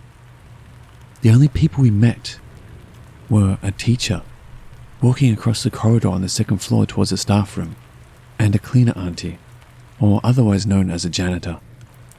Me and my friend hung out on the ground floor as it was really, really dark, even at the 1st floor, not to mention the upper floors. Eventually we got bored of waiting for our friends and decided to walk around the school. It was at a particularly long corridor, the classrooms to our right and the parade square to our left. Did the spooky incident happen? We were chatting and strolling, whiling our time away when suddenly we both stopped in our tracks. All around us, there was suddenly this loud groan, groan, groan. It reverberated around the floor, the walls, the ceilings, everything. It sounded like a very heavy and large invisible person striding towards us at a very fast pace. I knew it was not an earthquake. The sound came from the far end of the corridor and was getting louder and stronger fast. Words simply cannot describe the feeling I felt at that time. The sound, the experience was so unnatural and surreal. It didn't sound anything normal. We both looked at each other and ran. As we ran, we heard this very high-pitched, very chilling female voice screaming. It was so loud that it sounded like it was just inches away from our ears. It definitely did not sound human at all. We continued running until we reached the canteen, where it had the most lights and where our bags were. Nothing made sense that day. Who would scream like that? The aged janitor? And on hindsight, I realized no teacher would come to school on a dark Sunday morning at 6:30 a.m. The teacher that we spotted on the second floor, I don't even think that was an actual human being.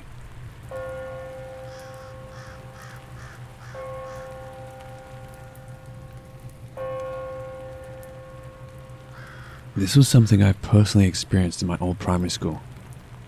Rumor has it that the girls' toilet on the second level is haunted. It is also the only student toilet to which has a full view mirror facing the doorway. The school I was at had a funny rule where students are to go in twos for a toilet break. For some reason, I never knew why. It is a very old school, and in 2000 they pulled it down.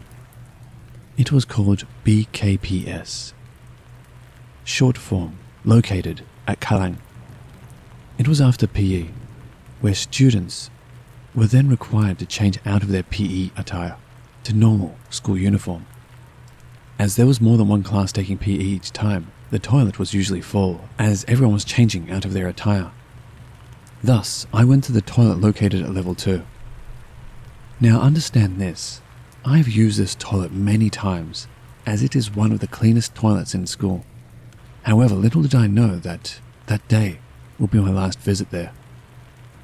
As usual, I went into a cubicle to get changed. While changing, I heard someone from the next cubicle flushing the toilet, which was weird as not many students use this toilet. Not paying much attention to it, I continued to mind my own business. After changing as a female, I admired myself in the mirror for a while. That was when it happened. All the toilets started flushing one by one. I walked towards the toilet cubicle to make sure no one was trying to be funny with me. I was maybe around 9 or 10, but was no pushover. That was when, all at once, all the toilets started flushing together at once. It was plain creepy. I tried to rationalize the situation, thinking to myself that in some shopping centers, the toilets are auto-flush. I turned around and walked to the door. As much as I wanted to run, I told myself to keep it cool. As I was about to reach the door, it closed on me. Panicked, I knocked on the door fiercely, only to be greeted by the darkness that followed, as the light in the toilet suddenly failed me. Helpless, I looked around for an escape route. As I looked around, I realized my reflection in the mirror was off. Remember the full-length mirror I mentioned earlier? Well, that mirror, it looked back at me. But what was funny was that the me in the mirror had blank eyes, like emotionless, with totally no facial expression at all. While here I am trying not to have a heart attack. It was then that I saw a bright light and was pulled out of the toilet, only to see the cleaner auntie giving me a disapproving look. Speaking in Mandarin, she told me, "You, I tell you many times don't use this toilet, and you never listen. See what happens? If I didn't come quick enough, maybe you would become the girl inside the mirror already. Hurry, go back to class." After that incident, I tried many times to convince the cleaner auntie to tell me the story of the girl in the mirror, but every time she rejected me. Only one time did she reply, "Kid, don't mess with things you don't know."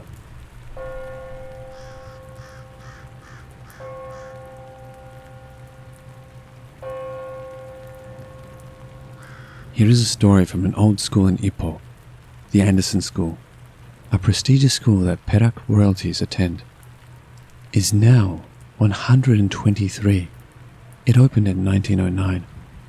This school has a boarding school for non-Ipoh students and also house athletes. The school is separated by a small river from Fair Park. Fair Park had a very old building which is now demolished and replaced with new shops. Back then the dormitory faced this old building. The story goes that an athlete, bright and young, had to train until late evening almost every day. When he got back to his dormitory, walking in the corridors, he could hear tap, tap, tap sounds. Every time when he turned his head, he found no one and shrugged it off. This continued for quite some time, and it bothered him. At the same time, he noticed that there was a girl always looking at him at the same time and in the same room. She would always be at the same window, head tilted to the side and resting on the window bar, her knuckle supporting her chin. The boy noticed that she would stare at him immensely and fondly, as if falling in love with him. This bothered him even more, and her appearance disturbed him. The tapping sound was more frequent and more annoying as time went on. Surprisingly, the boy didn't find it scary, but irritating.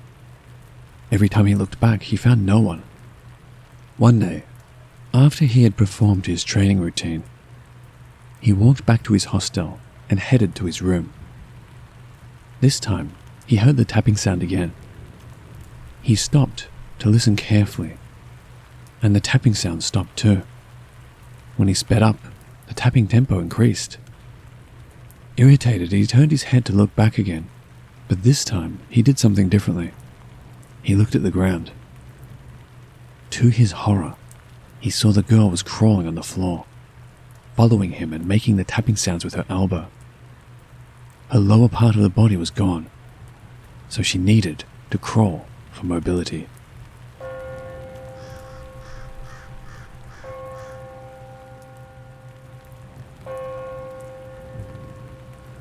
My friend, the school teacher, told us this story about his school warden friend. It all happened on one cloudless night when it was the warden's turn to sleep in and take care of the kids at the boarding school. He had slept there countless times, but this night was different. It was a hot, cloudless night and the moon was bright. Visibility was moderate and there was no wind. Soon, by 10 p.m., it was lights off for everyone. The warden's room was on the second floor. The hostel was overlooking 2 basketball courts. The school was in a semi-rural area of Singapore. The warden was instinctively awoken at 2 a.m. He did not know why he had suddenly awoken. Nevertheless, he got up and went to the table near the window to get his glass of water. As he stood by the window drinking, he noticed that there was something moving across the basketball courts in a very random manner. Straining his eyes, he suddenly became aware that what he saw was a headless black entity. He rubbed his eyes a few times, but it was still there. Taking a torchlight, he went down to investigate further. He was scared, but curiosity got the better of him. There was a long corridor from the ground floor staircase to the exit door to the basketball courts.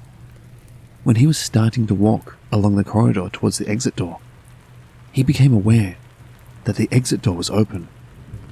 At an instant, there was the entity blocking the exit door. Both the warden and the entity stood facing each other, about 5 meters away for a few seconds. All of a sudden, the headless dark entity rushed towards the warden and slammed into him, and then disappeared into thin air. The warden fell sick and was hospitalized for the next 3 weeks.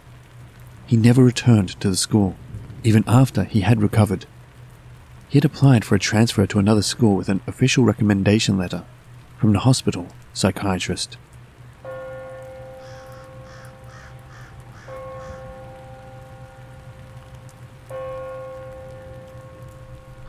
I had been to the Gettysburg battlefield many times, and had always heard great ghost stories about the place, but I had never had a similar experience.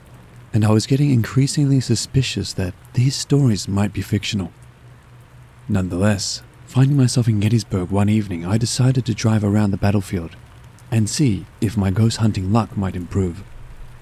It was a warm night for this activity, being clear and warm with a near full moon, providing lots of light. As I drove towards Culp's Hill, where the organized ghost tours never seemed to go, I drove slowly down the road with my arm out the window, noting the pale grey monuments that lined the roadway, when, as I rounded my turn, my headlights illuminated a distinctly different monument. This one had a top half that was dark and a lower half of a lighter color, and reminded me of a Union soldier's navy blue coat and light blue trousers. Then, as I got closer, it actually turned to face my car. That's when I saw that it actually was a navy blue sack coat and light blue trousers, completely three-dimensional, but with no visible person inside the clothing. There seemed to be just a very pale illuminated oval above the coat collar where the face should be, but nothing else, not even shoes, so the bottom of the trousers didn't even reach the ground. As I noted this, it began walking slowly toward the open driver's side window of my car. As it casually walked towards me, with empty sleeves swinging at its side and empty pant legs taking step after step without quite touching the ground, my stomach tied itself in knots and my mind raced through a million thoughts at once. And not just the obvious ones like, what does it want? What will it do? Why me? No, I also thought, those clothes look absolutely real, and the weave of the wall is just like the ones in the museum. And if I could make my hand move, I could touch it, and it would feel as real as my t-shirt and jeans. Then, as it got within inches of the car, one thought broke my paralysis. It's going to climb in, right through the window, over the top of me, and into the car. That was the motivation I needed to find the accelerator and go. And as I did, the apparition disappeared as if it had never been. I raced back to the comfort of streetlights and people in town as fast as I could, but no sooner than I got there than I wished I had stayed more rational and maybe tried to communicate with the spirit. Still, this had been the perfect way to convince me of ghosts. It didn't look like any ghost I had ever imagined. Plus, the moonlight was so bright that I could clearly see the details, and with no wires or tree limbs overhead to suspend it, and the bottom of the legs not touching the ground, I couldn't think of any way it could have been faked. I called my wife at home the next morning and told her I officially believe in ghosts.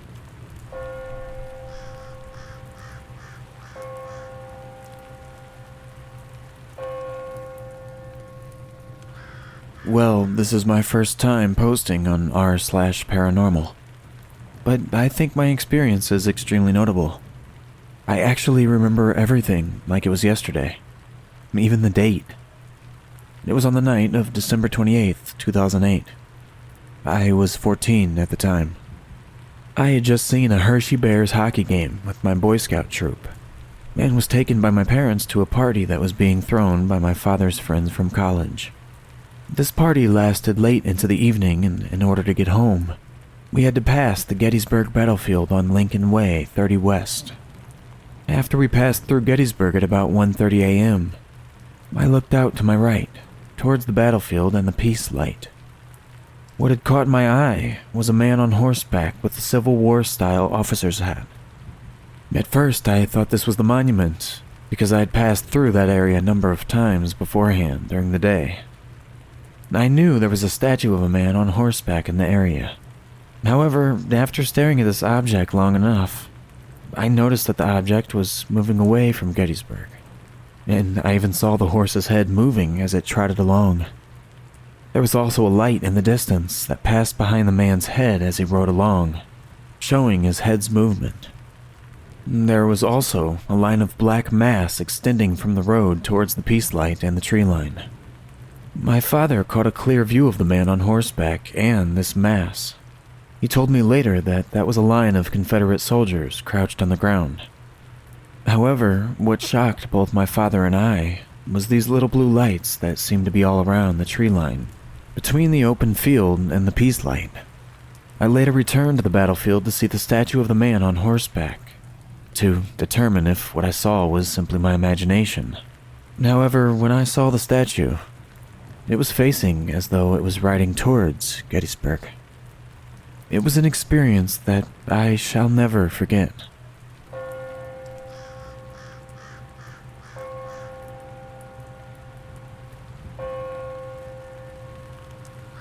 Let me spin you a tale of what it is I experienced at Wilson's Creek Battlefield in August of 2011. It started out as a girls' weekend.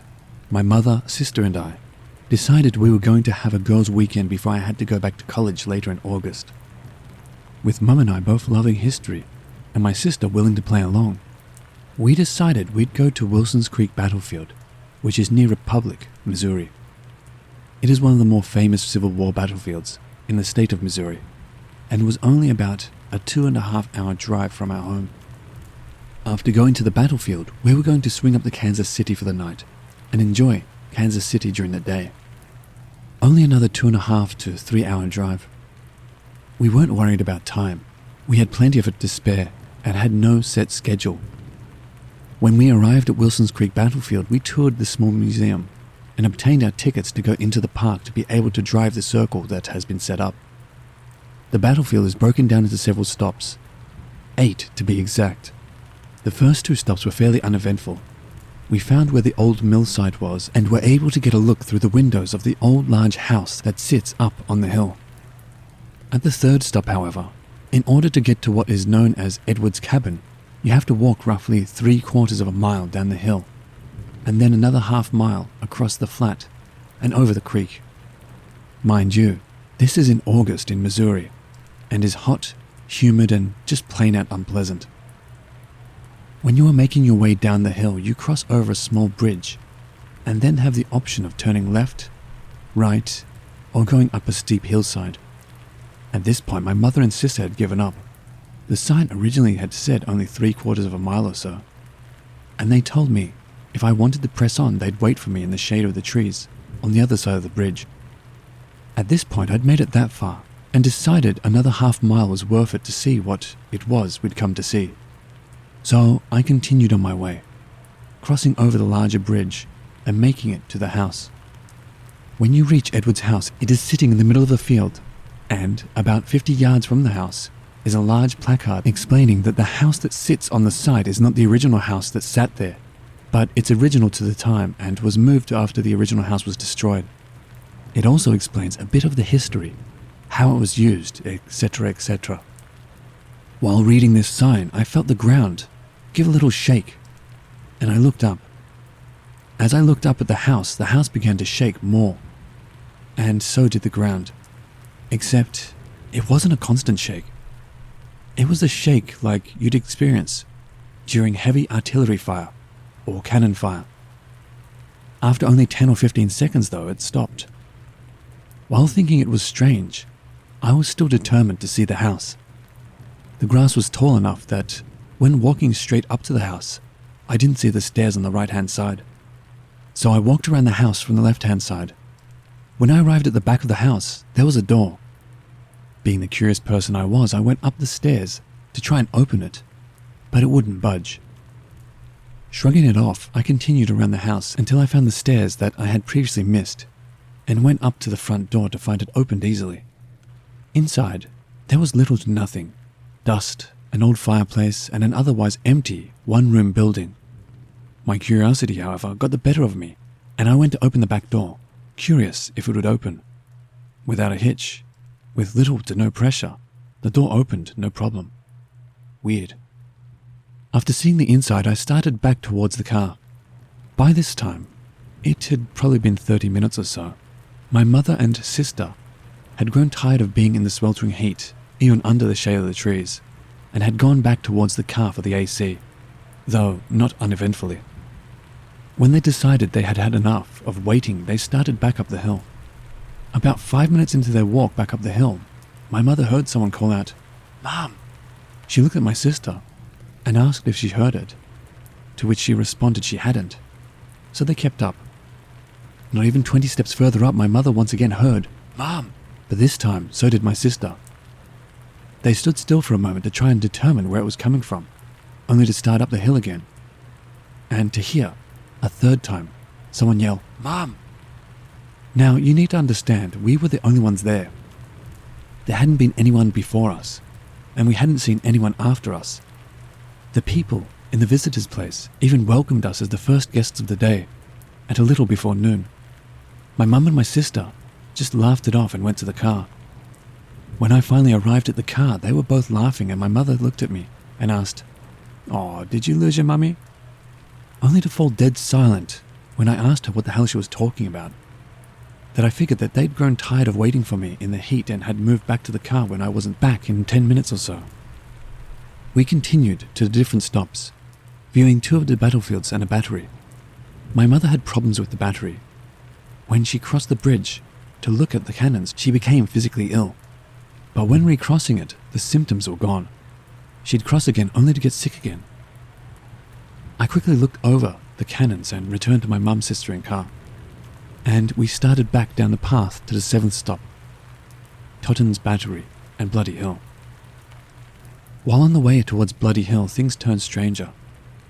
I brought along a camera that I had been taking pictures with, and while we were driving towards Bloody Hill, my camera turned itself on. The only way I knew it turned on was that it was a digital camera, that when you turned it on, the lens extended out. Thinking it was kind of strange for the camera to turn on by itself, I pointed it out the window and took a couple of pictures. Let me just say, we definitely weren't alone. When we got to Bloody Hill, both my sister and my mother were done, so I went up to the placard by myself as they sat in the car. The placards explained that this was General Lyon's last stand, and at the bottom of the hill are 3 cannons. So I zoomed in and took the picture, and off we went. But again, we learned we weren't alone. All in all, it was an interesting time with lots of history to be learned, and a fair amount of strangeness to be had for all.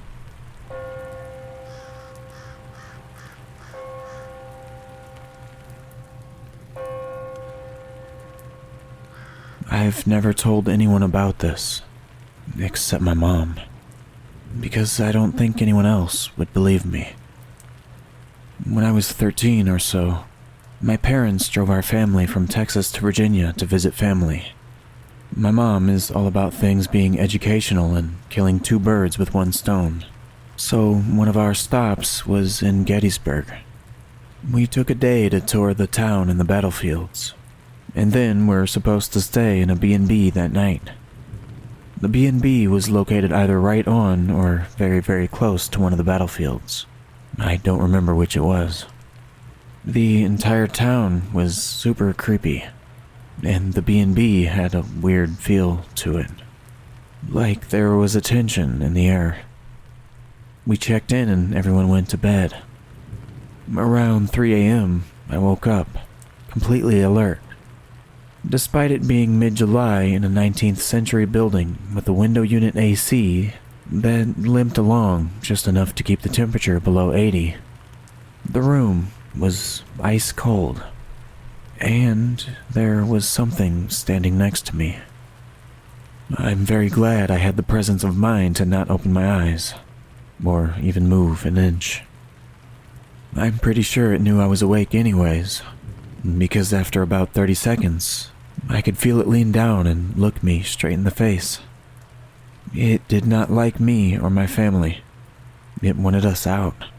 I could feel how angry it was. After a while, it left my side of the bed and went to look at my brother, my dad, and my mom. It stayed longest by my dad for some reason. I could tell because I could feel its footsteps on the floor. There wasn't a sound, but there was that definite feel of heavy feet on the floorboards. It came back around to me again, and stood for a long time. Very close, very hateful. Then it was just gone. I can't tell you how I knew it hated us and wanted us gone. It was like that feeling you get when someone is angry at you, but you don't know why and you're scared to ask. turned up to 11. I kept this to myself until about 18 months ago, when I told my mom that I hated Gettysburg and wouldn't ever stay there again. She just said, "Is it because of that thing that was in the hotel room? I saw it too." Which, of course it is. And that's why I'm never going back to Gettysburg.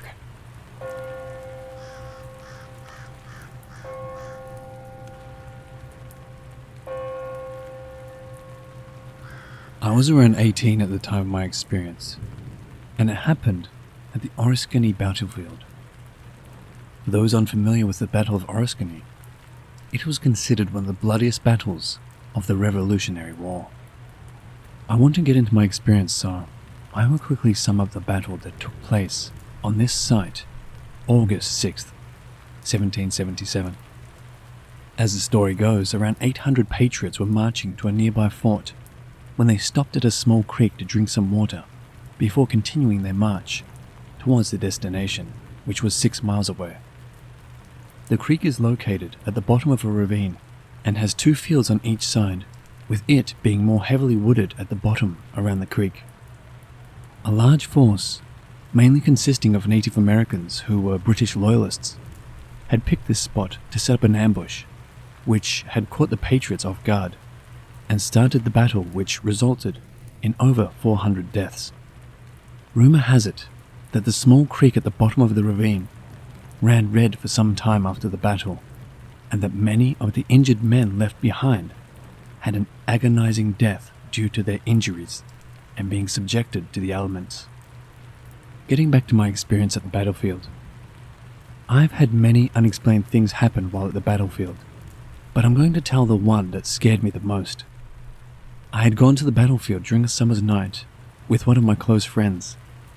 We didn't walk down the ravine, but stayed between the field and where the ground started to dip, going down to the creek. At the time of my experience, we were both sitting down and had been silent for about 30 seconds when we suddenly heard a sound in the distance, which we both questioned, but quickly agreed that it was most likely a truck driving on a road in the distance.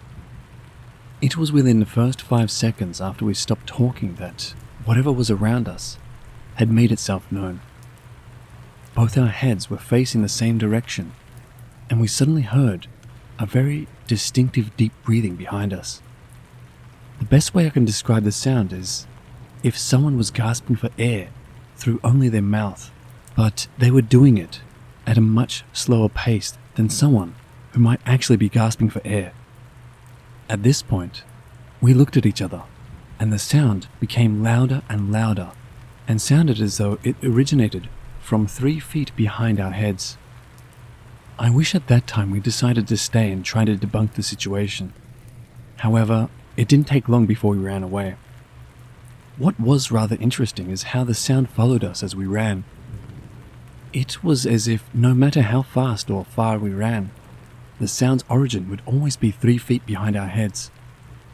Eventually, as we got further away from the field, the sound stopped, and the feeling of being followed had gone away with it. Once we calmed down and got into our cars, we drove our separate ways to our childhood homes. Here is where things get really interesting. This was a time where all the teenagers were just getting into texting, and AOL Instant Messenger was the big communication hub.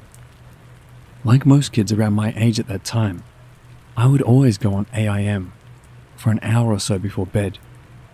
While on, I received a message from my friend who was with me at the battlefield. He had told me that he couldn't find his phone and thinks he dropped it during our run while being chased by that gasping sound. He later drove to my house, where we gained the courage to drive back to the same place we frantically ran out of.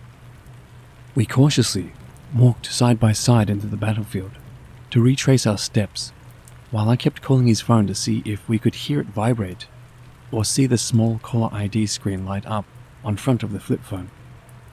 We were still shook up about our experience, which was still fresh in our minds since it was only about an hour and a half since it had happened. We power walked into the area since we didn't want to be there, but also had to take our time looking for his phone. As soon as we got to the same location where the gasping sounds stopped, it started again and began to follow us like before. My friend kept saying, "I'm only here for my phone." But the sound was still following us and sounding more and more menacing and louder with each gasp it made. Luckily, we had located the phone only after about 15 seconds of the sound following us. We turned around and sprinted away just as we did before. Oddly enough, the same thing happened where the sound turned around as well, followed us, and stopped at the same location. It has been almost 10 years since this happened, and we can't help but find ourselves talking about this experience among ourselves and with others around us. I suppose we were lucky to have experienced this together and have someone else to talk with about it over the years.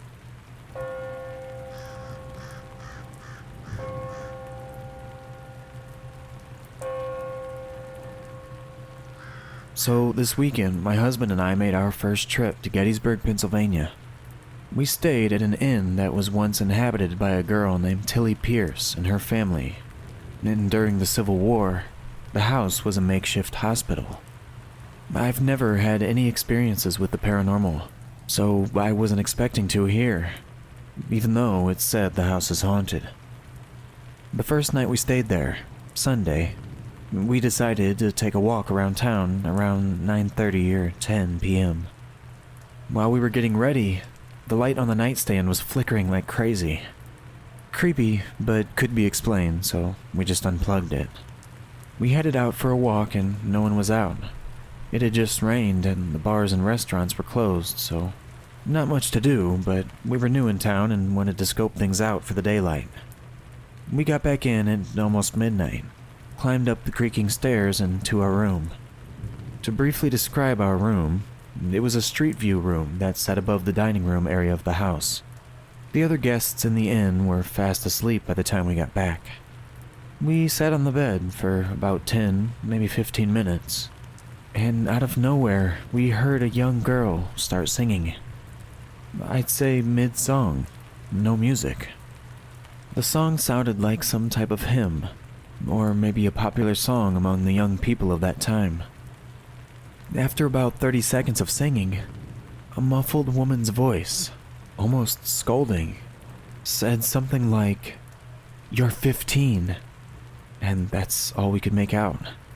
Again, no one was on the sidewalks, and we saw the other guests. No young girls were in attendance. The sounds came from directly below us in the dining room area, and we had just walked in about 20 minutes prior to a darkened house. We both looked at each other in shock, but still didn't register that it could be a spirit that we just overheard.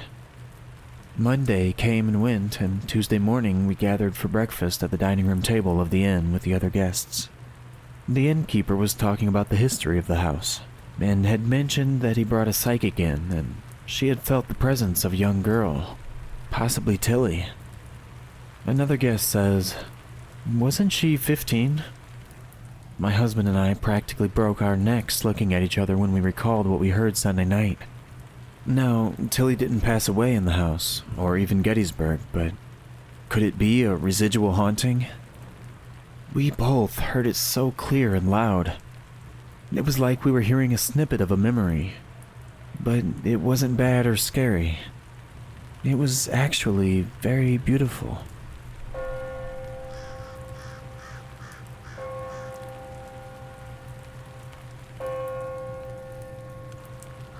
When I was 8 to 10 years old, I had this bizarre ghost girlfriend. I don't remember what her name was, but nowadays, I just refer to her as Purity. So, Purity was a pale-skinned girl, about the same age as me. She had black, greasy hair, pretty blue eyes, and a slightly dingy white dress that looked like it was made of torn lace. She always mentioned being cold and being from someplace with a lot of fog, and surrounded by trees, living in a half-destroyed house.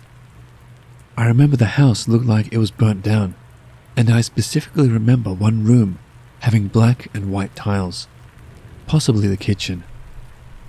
However, my strongest memory of her was how cold she was.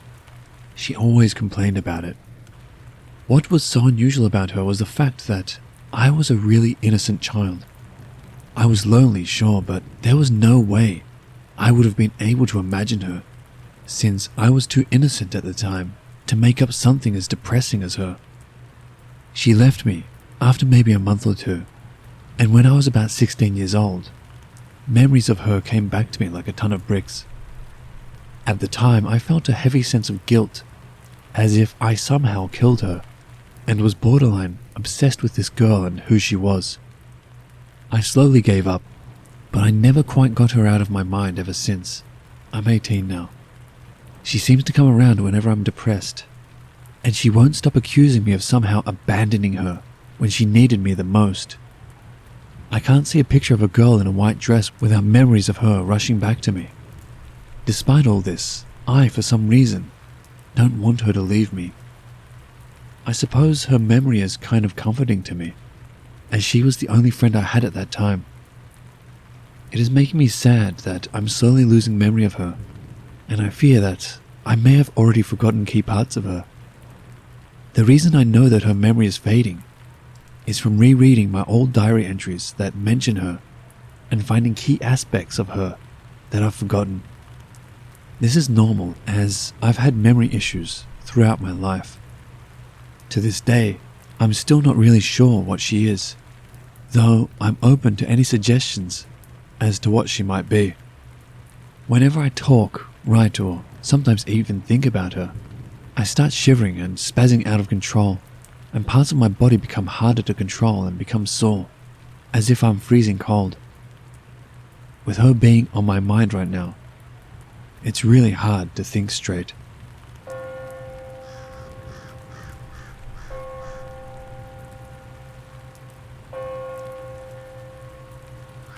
For as long as I can remember, I had an imaginary friend named Tim, who I apparently described as a blonde, 4-year-old boy. He was my brother's friend too, apparently, but I never knew until recently when my stepmom told me they left in the car and had to go back to pick up Tim because my brother was hysterical about leaving him. I don't remember playing with him, but people have told me that I would sit in my room for hours and play with him. Sometimes when I would go to the bathroom at night, I'd glance at the mirror and see a little blonde head running down the hallway. I have heard so many crazy things. My dad even told me about the time he was taking a shower and he heard a boy calling for him. He didn't see the boy, but he said a clear picture of a little blonde boy popped into his head. He was so terrified he ran outside in his towel and waited until everyone got home. Then, I moved back to my father's home temporarily as an adult, and I remember one night, I was laying there in the dark, and I looked up to see a little boy standing by the side of my bed. He had a blonde bowl cut and these crazy staring eyes. I could see his face in detail, even though it was dark. I stared for so long, trying to see through him, trying to make sure he was just a towel hanging on the closet door or something, but I couldn't. Eventually, I got this undying urge to touch him. I reached my arm out, and just as I touched him, he disappeared. It's only happened one other time since then.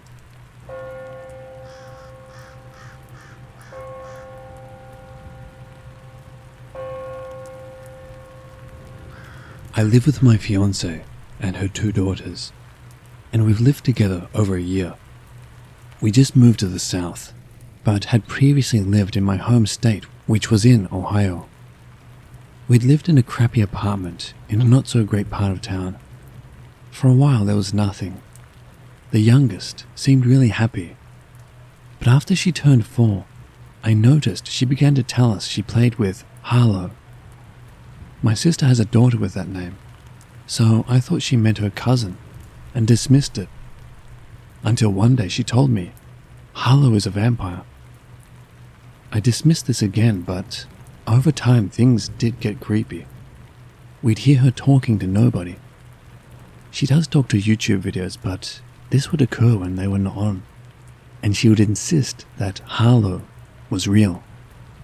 She'd tell us she was in the room and that she had red eyes, and would even point her out in my fiancé and I's room. Eventually, it started to feel really creepy, as this felt much less light-hearted than the other games she'd play. She'd tell us Sonic the Hedgehog was her boyfriend. She thinks it just means a friend who is a boy, and loves Disney princesses. She isn't into scary things. She'd tell us that Harlow would talk to her and tell her our apartment was her house. I asked her, "Is Harlow coming with us?" I figured imaginary friends can move. But she said no, that girl has to stay here.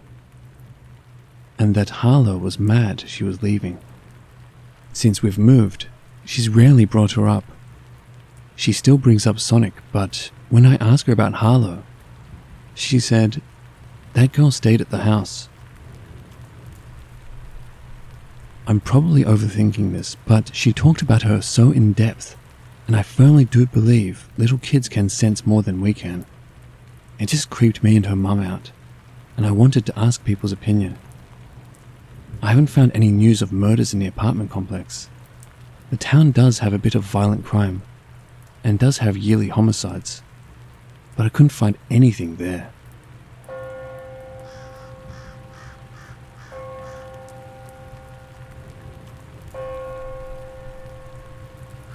I've heard this story a million times, and probably told it in equal measure.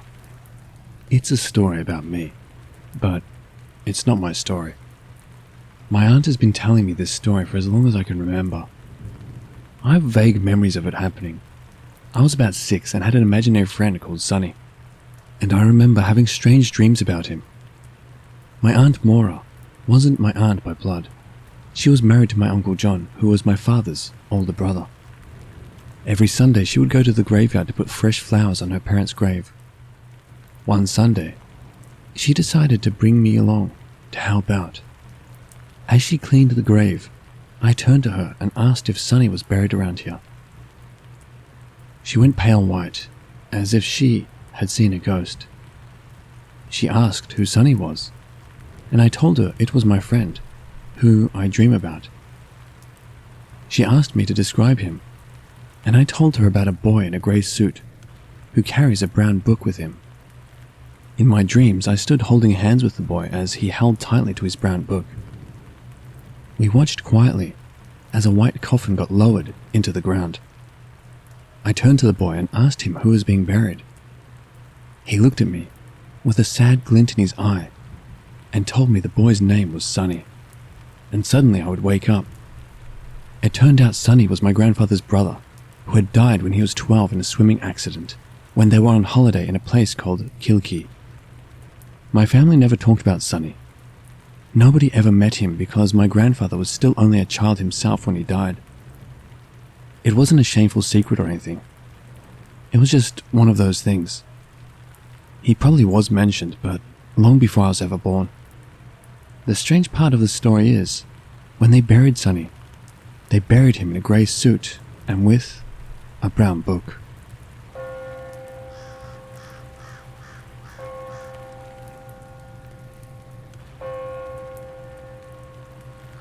I was told when I was younger, I used to talk to ghosts. I'm not sure if this is true because I can't quite remember it, but I do remember being able to see and hear things until I was about 12. It all stopped when I was 13. I vaguely remember talking about an imaginary friend named Peter to my grandparents and my mum, but they remember it vividly because it used to freak them out. Recently, my little sisters and I were separated by the foster system. I was taken in by my paternal grandparents, and my little sisters were taken in by their maternal grandparents. My grandmother got a call from my little sister's grandmother and said that my little sister G was pestering me to let me know that Peter misses me. Supposedly Peter is now my little sister G's imaginary friend, whom she plays with all the time. I had totally forgotten about Peter. Should I be concerned about this? My mother told me my aunt, now deceased, used to think Peter was malicious. but he never did anything to harm me from what I remember. Update. I did a quick Google search and found a relative whose middle name was Peter. He died in 1997. I'll have to ask around to see if anyone remembers him. Hopefully, this isn't a dead lead.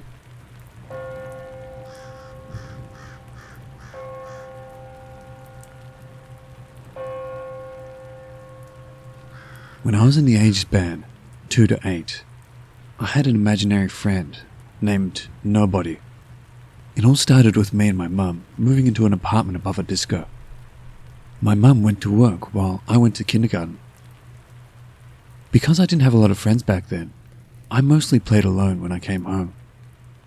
One day my mother told me she heard strange noises in my room. It was me speaking to someone. When she asked who I was speaking to, I always answered, nobody. My mum didn't take it serious because it was normal for children my age to have an imaginary friend.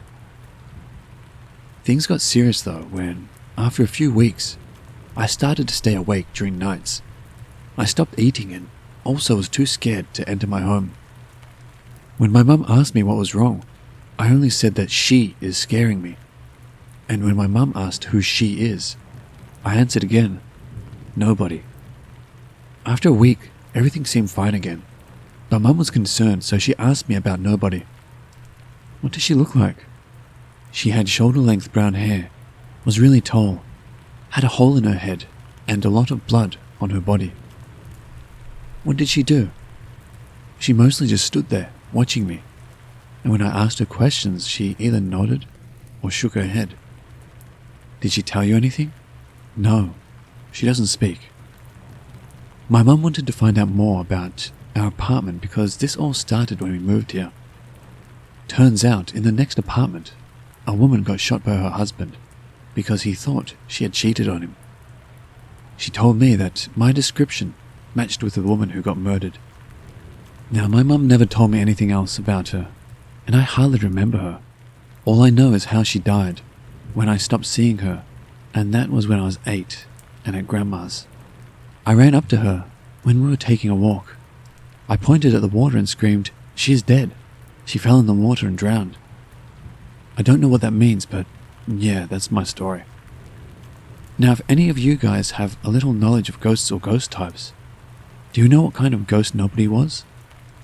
There has to be a reason why I could see her, and why she showed herself to me. Does anyone have an idea? Thanks for listening.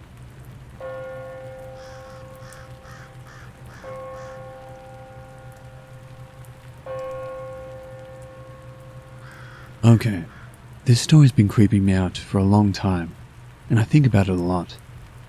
When I was about 4 years old, I had an encounter with what I, to this day, have no idea if it was a ghost or something else.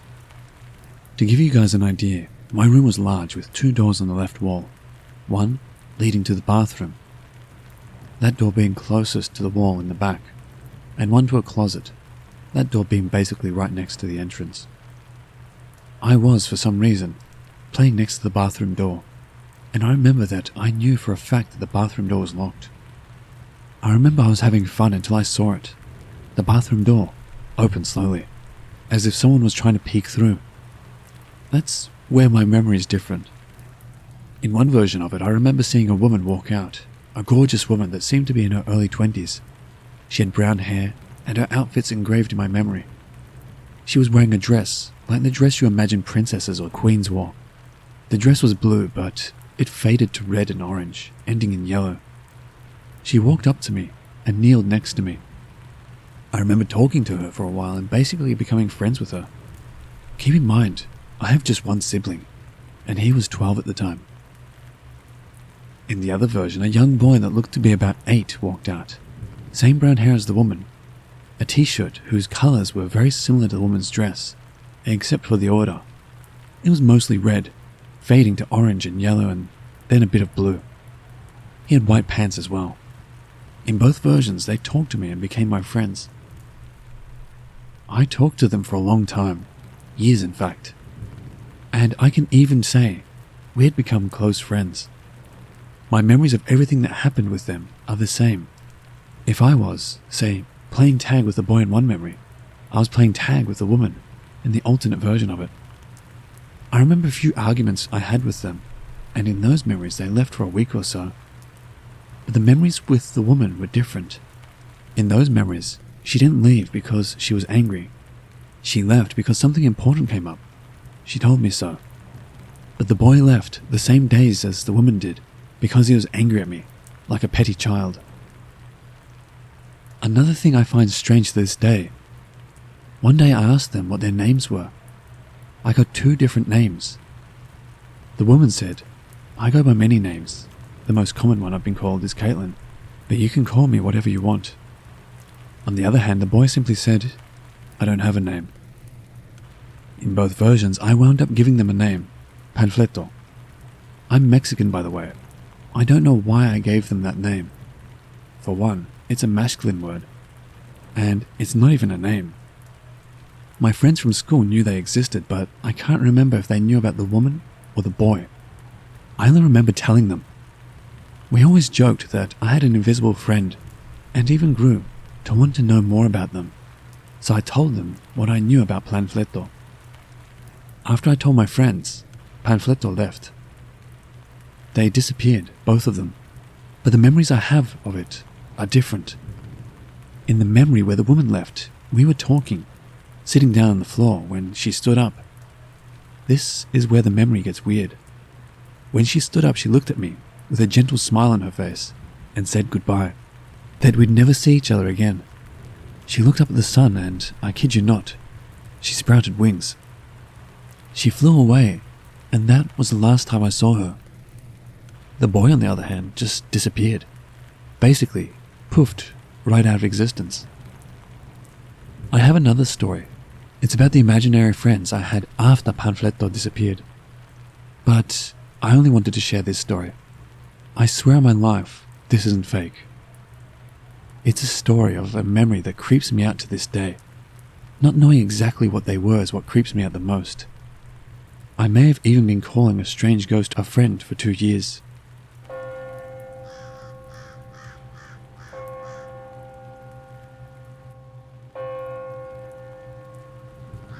The other story has been asked for, so here it is. About the same time after Panfleto had disappeared, a very similar event to the way I met them happened. This time my memory's not split, simply a bit fuzzy. I don't remember the exact details since this story didn't creep me out, but I'll try my best. Similarly to how I met Panfleto, these 2 people just appeared into my life one day, literally. Another detail about my room. It had a balcony, and the only way to get there was through glass doors that were always locked. One day, I was playing alone, pretty much in the same spot I was when I met Panfleto, when 2 girls, just around the same age as the boy Panfleto, pretty much walked through the glass doors. I, to this day, still see them. They follow me around everywhere. Now, they look about 15, but they're still the same. One of them, who introduced herself as Layla, had purple hair and eyes. The other, Kari, had green hair and eyes. I guess little me was a bit sad about Panfleto disappearing, because I just openly accepted the fact that 2 possibly ghost girls walked through my balcony doors and became friends with them pretty fast. Now I, in all honesty, don't know if Layla and Kari count as ghosts, or any other paranormal thing, but they follow me everywhere. They talk to me, and sometimes I think they have something to do with Panfleto. For one, just like Panfleto, they disappear whenever we have an argument, but they always say it's because something came up. They don't think I've seen this, but they, just like the woman, have flown away sometimes. They're strange, and sometimes I've heard them mention things that happened when Panfleto was still around. Not to mention they mention her. This story is less of a ghost story and more of a possibly messengers of the previous being story. I'm occasionally inclined to believe that Panfleto wasn't even a ghost, but a god. Kind of like the Greek gods. Either that or I read too many fantasy books. Because some events that I didn't mention could practically only be explained with that. But anyway, this was the other story.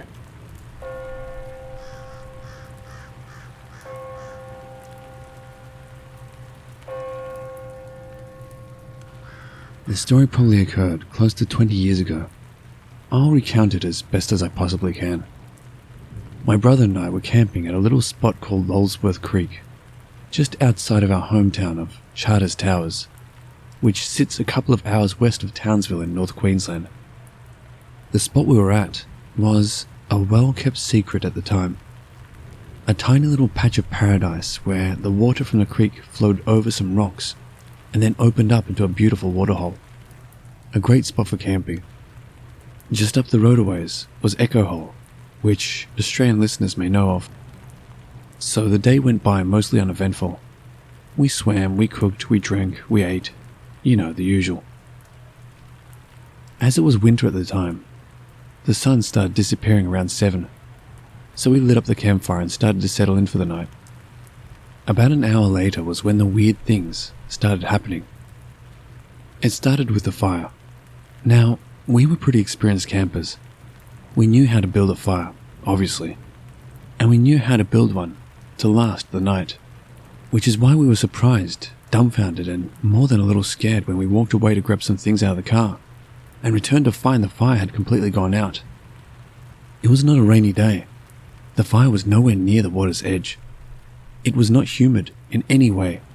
The air was hot and dry, and the firewood we were using was dry as a bone. There is no logical reason that this campfire should have extinguished.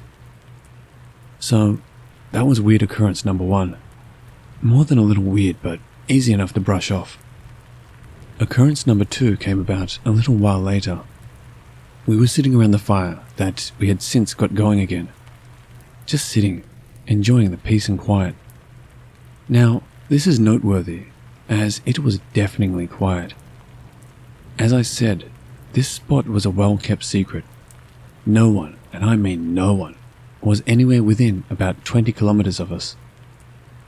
And we would have heard them approaching from far away if they were. Suddenly, breaking the silence, we heard in the darkness the unmistakable sound of someone, yes, someone, jumping into the waterhole. This one freaked us the hell out. Not just weird, not just a little spooky. No, this was one of those moments where you feel absolutely gripped and immobilized by stone-cold fear rushing through your entire body. Because what came next would make the initial sound seem like child's play. About 10 meters from us, or less, the dank, wet sound of footsteps running through the scrub, now on our side of the waterhole. I played this through in my mind many times throughout the years. I have attempted to come up with any possible explanation as to what could have happened, but I swear to God, there was no one there, and yet there was someone there. After this occurrence, we immediately began packing up the car. Important note here. As we were packing up, we had all of the car doors open to make it easier to load everything up. That becomes relevant in a moment. As we're walking back to the tent to start packing it up, out of nowhere, the entire thing just shifts sideways, as if a huge gust of wind blew into it. Or, more disturbingly, something or someone ran into it. There was no wind that night. I mean, the air was completely still. Just like the campfire from earlier, there is no logical reason this should have happened. At this point, we thought, to hell with the tent, we'll get a new one. We're out of here. And this was the point at which the final occurrence of the evening took place and sent us barreling out of there as fast as our little Ford Laser would take us. Okay, let me try to explain this the best I can. The car was parked sideways on an angle, right? The doors that were still open were on the side that was slanted down and opened all the way, so gravity was keeping them open. In an instant, with no wind, no breeze, no anything around, those doors slammed shut. That was it. Perhaps I can look back on this night now and question it with a logical mind. But in that moment, there was no question in our minds that we were being antagonized by some otherworldly force, the intentions of which we had no clue and certainly were not sticking around to find out. We jumped in the car and we booked it. To this day, I have never gone back to that waterhole, ever. And I probably never will. Like I said, there's 1,000,001 logical explanations I could come up with looking back on it. But in my heart, I just know that every one of those is wrong.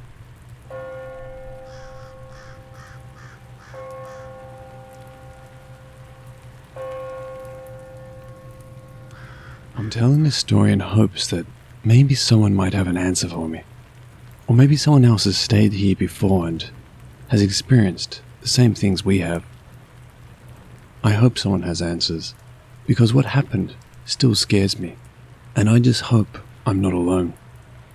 My husband has always loved the woods and nature just as much as me. So when I found out that he'd never been camping, I just knew I'd have to take him.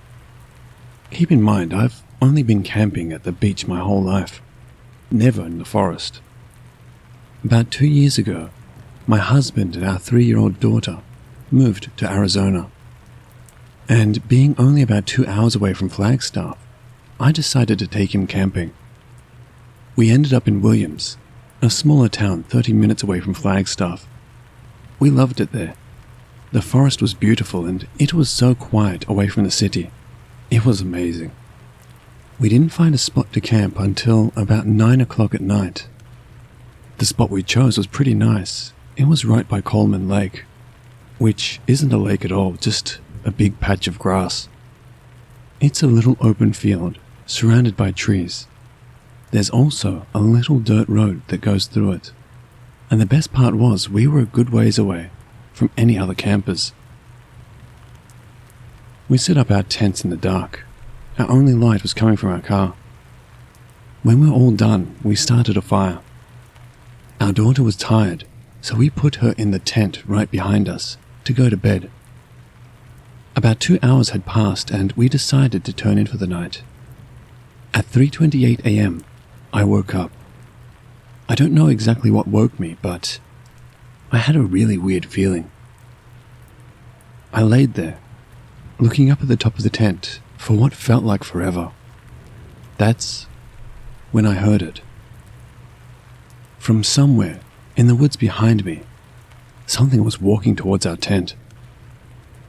I told myself it was probably just a deer or an elk, since we could hear elk practically screaming most of the night, so we knew they were close by. But whatever it was, stopped right behind our tent, and didn't move for what felt like hours. I was so scared, I couldn't move. I couldn't wake my husband, who had his gun with him, to tell him something was outside. I don't know how long I lay there waiting for it to move, to walk away or do something. But soon the sun came up, and that was the end of it. I pulled myself together and went outside to check, but nothing was there. And I swear it never left. I told my husband, but he just brushed it off. You probably fell asleep at some point, and the deer walked off. As much as I believed otherwise, I brushed it off. The next night went just the same as the first. Something walked up to the tent, stood there, then disappeared. It would be 2 months before we went camping again. Knowing that area the best, we decided to stay in the same campsite as before. This time my parents came with us. When night came, me and my husband were left sitting by the fire as everyone went to bed. I began recalling the last time we stayed here, and my husband pointed out that there were a lot of elk in the area, and that's probably all it was. As we talked, we could hear elk screaming in the distance all around us.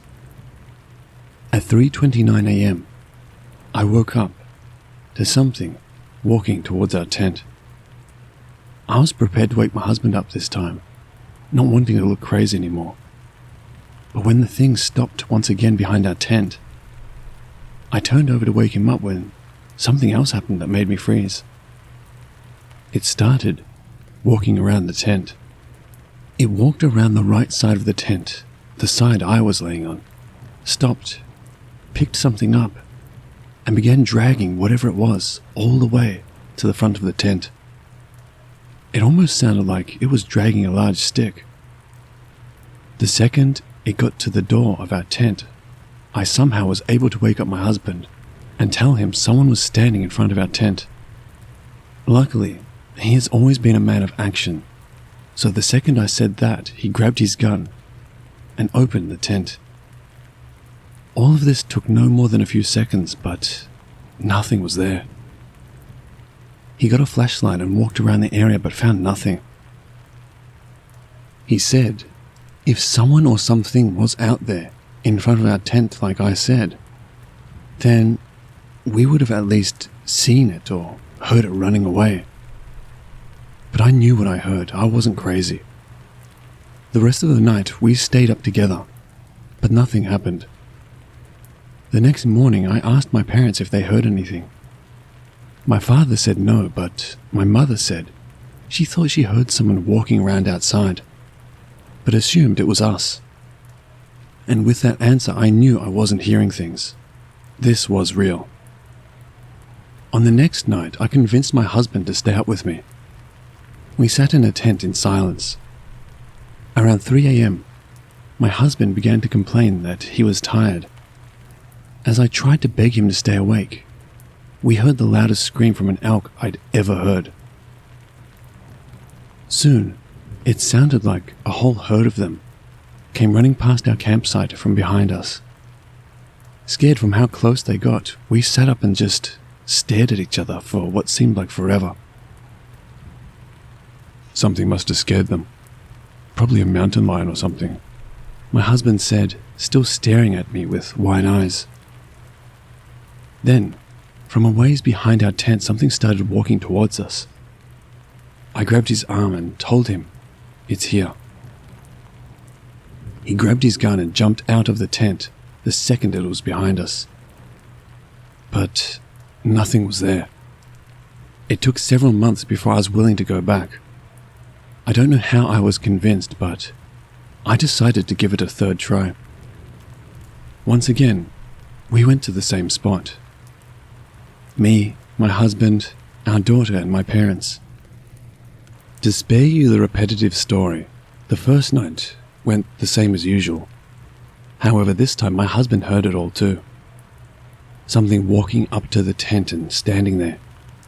My husband goes out and scans the whole area, yet still nothing. Our second night is when it got more interesting and a lot more scary. Sitting by the fire when everyone else was asleep, we talked about the previous night. Everything was always fine when we'd come out of the tent. It was only when we were inside that things started to happen. My husband suggested we sleep outside by the fire this time. That way, if we hear anything, we'd just have to open our eyes to see it. I was unsure about not having the safety of the tent protecting me, but I said okay. We decided to take shifts, staying awake. He went first, and once the fire started to die, he'd wake me up to help him put more wood on it. Then we'd switch until the fire burned out again. It went on like this for several hours, but the later it got, the harder it was to stay awake. On one of my shifts, I fell asleep.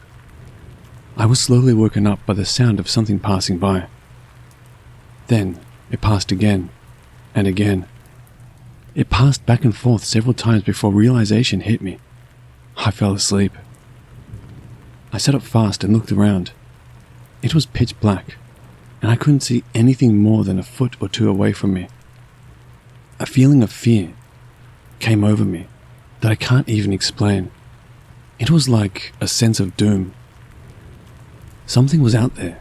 I just couldn't see it. I woke up my husband, and we quickly got the fire going again, and it was my turn to sleep. Eventually, I was woken up to the sound of my husband whispering to me, Hey, wake up, hey. I woke up, thinking he probably needs my help with the fire. But when I looked over, he was still sleeping, and the fire was out. I looked around, that same feeling of doom rushing over me. Not bothering to wake him up, I got the fire started again. As soon as the small area around us was full of light, the feeling went away. I stood up and walked to the edge of the firelight and looked out into the darkness. It was like the fire made a wall that separated us from whatever was out there, and it felt like whatever it was, it wasn't friendly. The next morning, as we packed to go home, we talked about what happened. Of course, no one believed us. But we knew something was out there. Later, my husband said he had heard something that night too. Something that sounded like me trying to wake him up. Something calling him over. And when he woke up, I was asleep. And that was the last time we went camping there. And to be honest, I don't know if I'll ever go camping again. At least, not in the woods.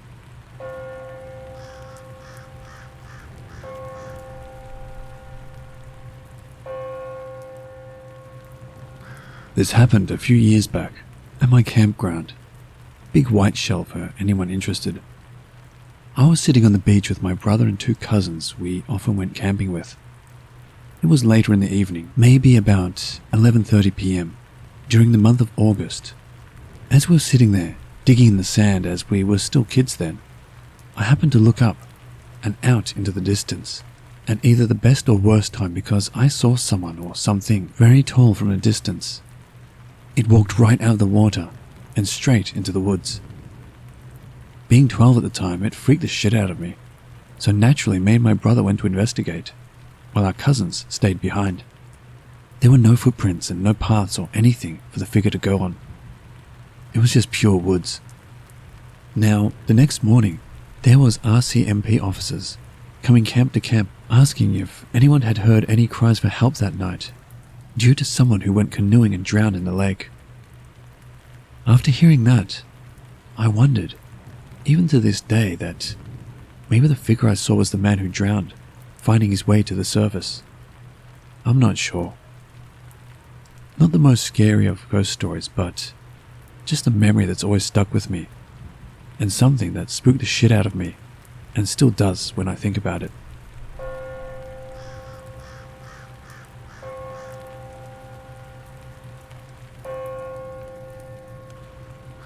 This happened in 2018, December, just before Christmas. Me, 2 of my lads, we were 17 at the time, and a cousin of mine, 15, were camping in the woods of one of said friend's property. We were there for 5 days, pretty much did all by ourselves except for water. For that, we would hike back to the house to grab for the day, since it was pretty impractical to get water ourselves for 5 days. This region is relatively dry and no water filters, etc. We'd lie down pretty early, which felt rather primitive. Literally, when the sun set. Every night we'd hear boars around our tent, and steps. Paranoia fueled it a lot, but we had a bow, 2 axes, and some big knives. One day though, and I think this was either the last night or the one before that, we were just having a chat after dinner, like we would do often, and we heard a scream. It was pretty odd. It didn't sound human. But I have no clue what animal would be doing it either. And I'd say I know a fair amount of our country's fauna. The scream sounded like it had a build-up. Not like a scream where you immediately hear the loudest part and then it dies and fades out. But like it started low and got real intense, then stopped. It sounded far enough, say 50 to 70 meters or so. But then it happens again, and again, and again.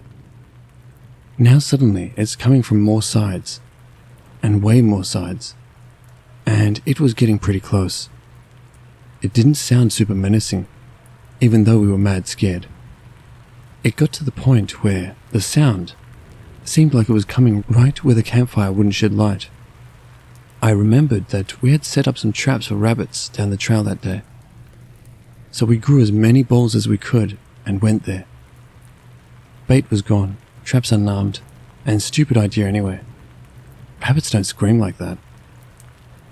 We had some pretty strong flashlights, but we couldn't see a thing. Sorry for being so anticlimactic, but they suddenly stopped with no clear reason. In conclusion, this was one of the most terrifying experiences I've ever had, and every time someone asks me for a scary story, I share this one. I wish I could get some explanation on this. I've never heard any animal do this, much less communally. Also, my country is Portugal. Doesn't have any cougars or anything, which is one of the things I could most approach it to. Maybe there's no explanation. I don't know. Just felt like it's worth sharing.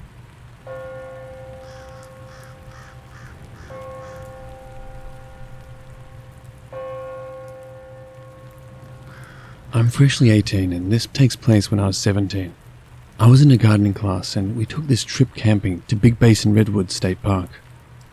It was a 3-day trip starting on Friday and was supposed to end Sunday in the afternoon. I was super excited and the ride there was lovely. It felt so surreal to go camping and I was happy because I truly do love nature. It felt so picturesque. Anyways, everything goes well the first few days, except on the final night. We were telling ghost stories and we went to bed. It was around 12 a.m. and I was half asleep, and I heard what sounded like children laughing and running around my tent. I brushed it off and went back to bed. After a while, my tent buddy shook me awake and said that he overheard people saying they were going to kill everyone at camp, and when he looked out his tent window, he saw them dead. This caused us to run out of our tents barefoot, and me without my glasses. I tripped and hit my head, causing my vision to split into 4. I saw him run across this bridge we were by and hit his shoulder on this sign. When I started walking towards the bridge, I blinked for a second, and suddenly, I was in a completely different area. It was close to the bridge, but it was what I showed him earlier for his photography. It wasn't a part of the trail, but close to the road. I still was worried, cause I had heard footsteps, so I was planning to go towards the river, under the bridge where he was taking photos. Yet, I felt it wasn't right, and I'm glad I didn't. I hid under a log nearby and was terrified. I saw flashlights going across the bridge, as if they were looking for me, and even heard my friends calling my name. That's why, from the darkness, I started to hear this unreal growling. I haven't ever heard an animal growl like this, and I still can't get it out of my head. It was so deep, you'd think it had come from an animal the size of a truck. It was from the area I was planning to go towards originally by the river. I eventually stumbled out from the log and went to the road and saw my teacher. He calmed me down, and we went back to camp. Much to my shock, my friends and everyone at camp was still sleeping, and he hadn't even used a flashlight nor went down the bridge. Yet, we had to start a search party for my tent buddy. He was found at 6 or 7 a.m., a couple of miles from us. It still bugs me though, as I saw him run down the bridge, yet my teacher said he ran down opposite from me, down the road towards another area with more bridges and trails. My teacher had been up and was relaxing by the fire when he saw us leave our tent. The thing is, he doesn't remember much of anything really, but he also heard the growling and was hiding from the voices and the growling. The creepiest thing is that I noticed my tent had moved. We did the tent thing where we use those plastic nail things to stick it deep into the ground, and those were still in there deep. In fact, they were covered over, and I even couldn't find one when packing. Our tent was not ripped and had moved 10 feet closer to the woods. I had noticed this too when I ran out because I was shocked we were so close to the woods. The tent had no rips or signs of damage. There was also no drag marks on the ground, and where the picks held the tent, there was no strain or rips either. It's almost as if the tent magically levitated closest. Anyways, that kind of turned me off from camping again, but I still love and adore nature.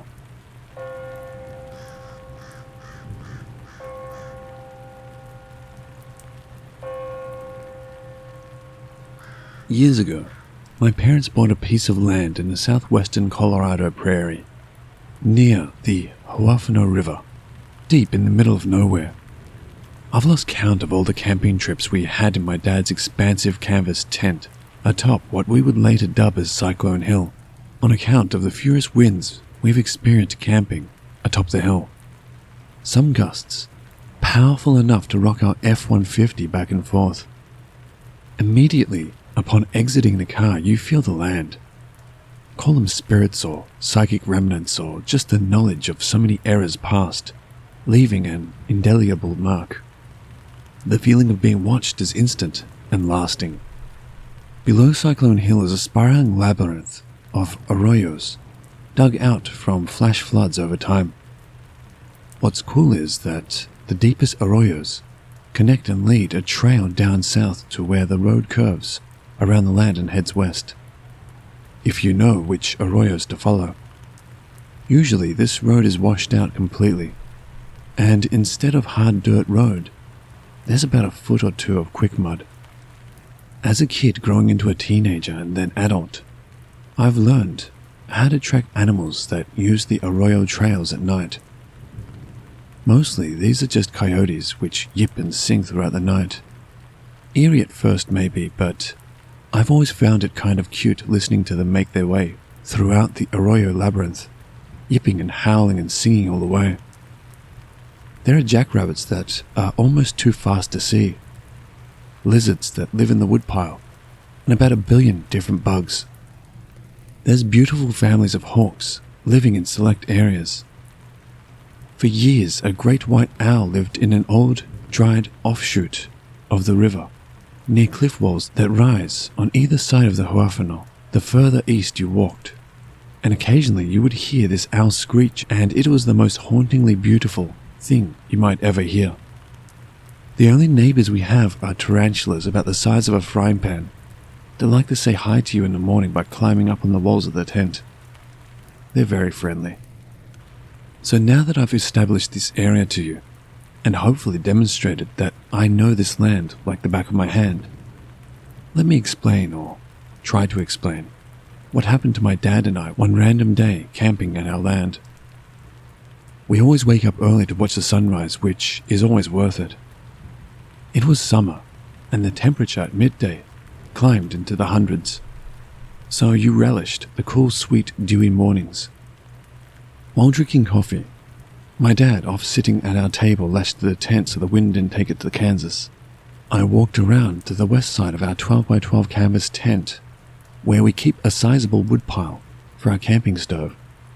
As I turned the corner to walk along and inspect our woodpile, I noticed something odd. And when I looked down, I saw a footprint. The prairie dirt was displaced with a perfect shoe print. It was a simple shoe pattern, and very oval, like bulky skate shoes, except with a more rounded sole. The shoe itself was maybe a size 5.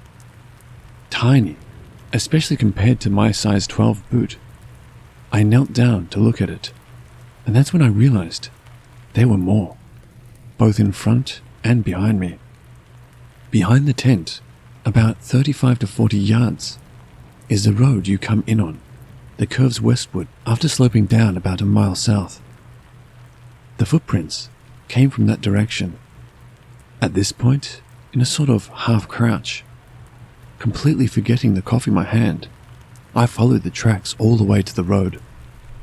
They were almost perfect indents every time, and what made me very puzzled is how long the stride was. Imagine your normal step, and how long of a stride that takes up. Now take into account height and possible leg length. Now, this is possible, I guess, but isn't it odd to imagine someone with very tiny feet, goose-stepping along in the prairie, making strides you'd see someone making who was well over 6 feet? I certainly thought it was strange, as I tried to match the stride and couldn't, even though I'm over 6 feet. Plus, with this strange stride, I could rule out my mother and sister who, A, weren't there, and B, had short legs. Nobody else came here. There are no houses or people, and our land is clearly marked and fenced about as well as you can fence that land. At the road, the tracks stopped. I don't mean I lost them down the road. I mean they stopped. There was the road and then 2 perfect prints side by side, as if someone had set their shoes down, nothing before that.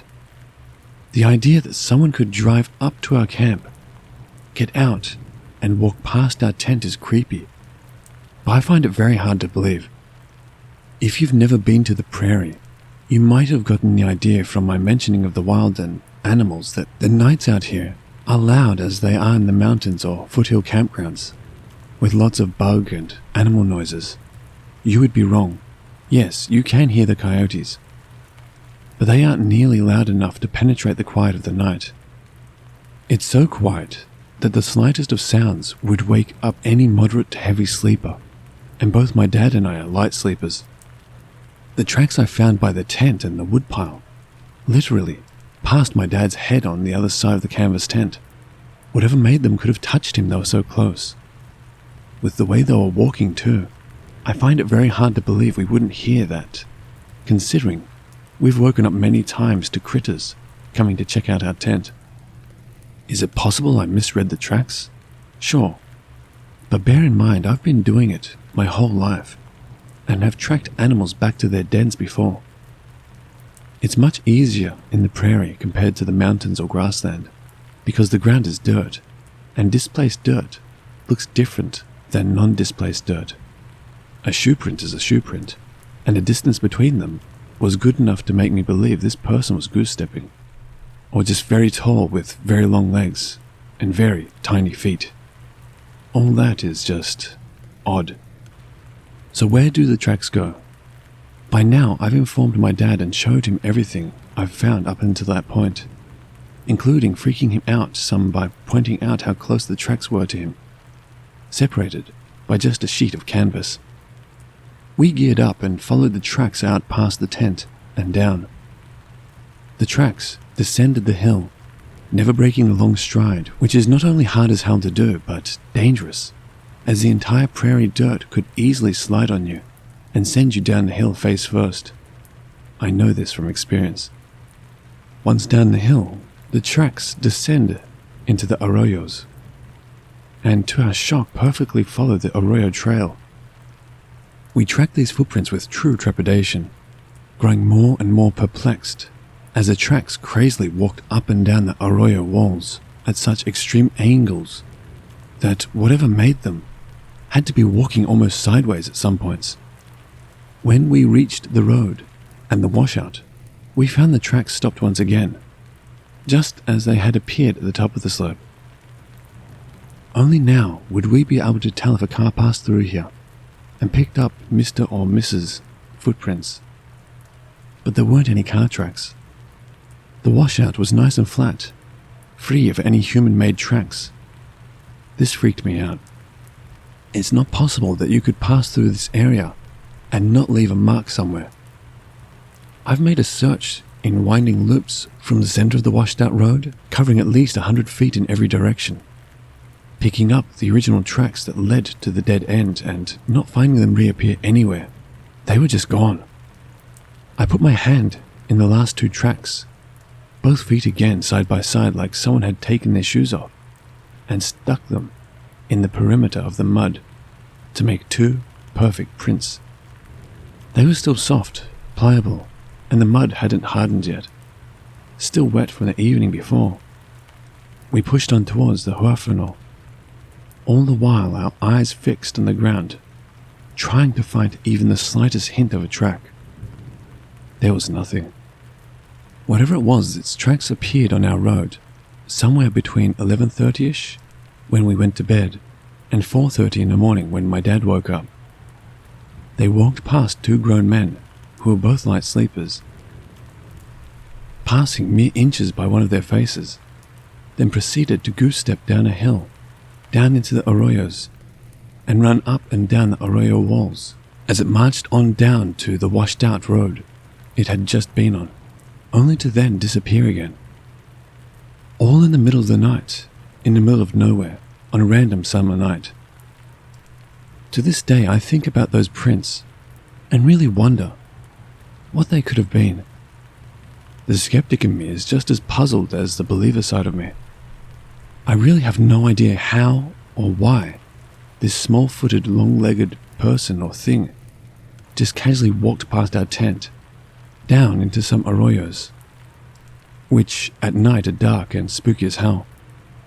and then disappeared back into the night it had come from. I've discussed it with my dad, and he holds the opinion that it may be a good thing we didn't wake up and see whatever the hell that was. Because while we've never felt afraid down there, that day we did. In all the encounters like that, and while we have had other weird things happen to us down there, involving voices on the wind and other weirdness, nothing tops that for me. And at night, when I'm all alone, lying in bed thinking about this, I can't help but wish I had seen it, whatever it was, because the mystery of it will confound and thrill me until my dying day. Sorry if this isn't your average paranormal story, but it was a bit weird and creepy and inexplicable. After all these years, I just felt it was time to share it with someone,